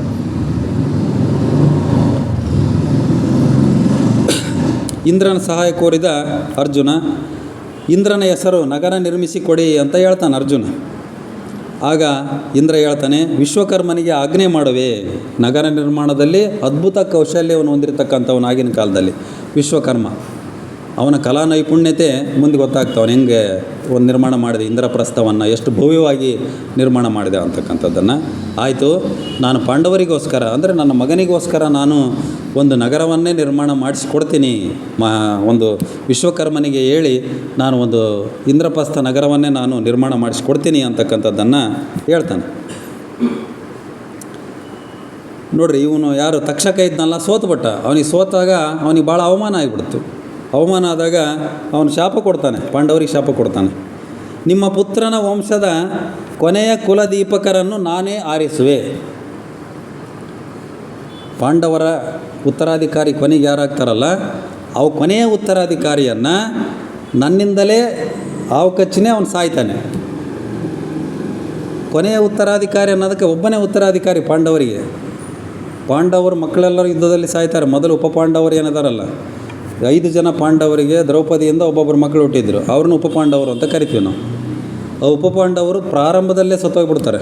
ಅವನು ಅಶ್ವತ್ಥಾಮ ಅನ್ನೋ ದ್ರೋಣಾಚಾರ್ಯರ ಮಗ, ಇವ್ರು 5 ಜನ ಇವರೇ ಪಾಂಡವರು ಅಂತಂದು ಅವ್ನು ಸಾಯಿಸ್ಬಿಡ್ತಾರೆ 5 ಜನನ ಫಸ್ಟ್. ಆಮೇಲೆ ಉಳಿದ ಎಲ್ಲ ಮಕ್ಕಳು, ಆ ಇಡಂಬಿಯ ಮಗ ಅವನು ಸಾಯ್ತಾನೆ, ಎಲ್ಲರೂ ಸಾಯ್ತಾರೆ. ಅಭಿಮನ್ಯು ಸಾಯ್ತಾನೆ. ಆ ಅಭಿಮನ್ಯುವಿನ ಆ ಉತ್ತರೆಯ ಮಗ ಅಭಿಮನ್ಯು ಉತ್ತರೆಯ ಗರ್ಭದಲ್ಲಿರ್ತಾನೆ ಅವಾಗಿನ, ಅಭಿಮನ್ಯು ಸತ್ತಾಗ. ಅವನ ಮಗ ಪರೀಕ್ಷಿತ ಅಂತಕ್ಕಂಥ ಅವನೊಬ್ಬನೇ ಉತ್ತರಾಧಿಕಾರಿ ಉಳಿಯೋದು. ಪಾಂಡವರಿಗೆ ಉತ್ತರಾಧಿಕಾರಿ ಅವನೊಬ್ಬನೇ ಇಡೀ ಹಸ್ತಿನಾಪುರಕ್ಕೆ. ಪಾಂಡವರಿಗೆ ಅಂತಲ್ಲ, ಕೌರವರೆಲ್ಲ ಹೋಗ್ಬಿಟ್ಟಿರ್ತಾರೆ ಕಂಪ್ಲೀಟಾಗಿ. ಪರೀಕ್ಷಿತ ಅಂತಕ್ಕಂಥ ಒಬ್ಬನೇ ಉಳಿತಾನೆ ಪಾಂಡವರಿಗೆ ಉತ್ತರಾಧಿಕಾರಿ. ಅವನಿಗೆ ಪಟ್ಟ ಕಟ್ಟಿ ಇವರು ಸ್ವರ್ಗಾರೋಹಣ ಮಾಡ್ತಾರೆ ಪಾಂಡವರು. ಆ ಪರೀಕ್ಷಿತ ಅವಕಚ್ಚೆ ಸಾಯೋದು ಕೊನೆಗೆ. ಈ ತಕ್ಷಕನ ಶಾಪ ಏನಿರ್ತದಲ್ಲ, ಅವನು ಕೊನೆಗೆ ಪರೀಕ್ಷಿತ ಅವಕಚ್ಚೆ ಸಾಯ್ತಕ್ಕಂಥದ್ದು. ಹಂಗೆ ಅವನು ಶಾಪ ಕೊಡ್ತಾನೆ. ಈ ಶಾಪಗಳೆಲ್ಲ ಕೆಲವೊಂದು ಆಗಿನ ಒಂದು ಶಾಪಗಳು, ವರಗಳು ಅಂತಂದು ಅನೇಕ ವಿಚಾರಗಳನ್ನು ನಾವು ಹೇಳಿದ್ವಿ. ಹಂಗೆ ಅವೆಲ್ಲವೂ ಸಹ ನಿಜ ಆಗ್ತಾ ಹೋಗ್ತವೆ ಮಹಾಭಾರತದಲ್ಲಿ ಅಂತಕ್ಕಂಥದ್ದನ್ನು ಹೇಳ್ತಾ ಇಲ್ಲಿಗೆ ಸಮಯ ಆಯಿತು ಅಂದ್ಕೊಂಡಿದ್ದೀನಿ. ಇನ್ನು ಅನೇಕ ವಿಚಾರಗಳನ್ನು ಮುಂದಿನ ಸಂಚಿಕೆಯಲ್ಲಿ ನೋಡೋಣ ಅಂತಕ್ಕಂಥದ್ದನ್ನು ಹೇಳ್ತಾ, ಇಷ್ಟು ಹೊತ್ತು ಈ ಒಂದು ವಿಚಾರಗಳನ್ನು ಹಂಚ್ಕೊಳ್ಳೋದಕ್ಕೆ ಅವಕಾಶವನ್ನು ಮಾಡಿಕೊಟ್ಟಿರ್ತಕ್ಕಂಥ ಥಿಯೋಸಾಫಿಕಲ್ ಲಾಡ್ಜ್ನ ಸರ್ವ ಸದಸ್ಯರಿಗೂ, ಈ ಒಂದು ವಿಚಾರಗಳನ್ನು ತುಂಬ ಸಾವಧಾನದಿಂದ ಕೇಳಿರ್ತಕ್ಕಂಥ ತಮ್ಮೆಲ್ಲರಿಗೂ ಸಹ ವಂದಿಸಿ ನನ್ನ ಈ ದಿನದ ವಿಚಾರ ಹಂಚಿಕೆಯನ್ನು ಇಲ್ಲಿಗೆ ವಿರಾಮಗೊಳಿಸ್ತೀನಿ. ಎಲ್ಲರಿಗೂ ತುಂಬ ಹೃದಯ ನಮಸ್ಕಾರಗಳು.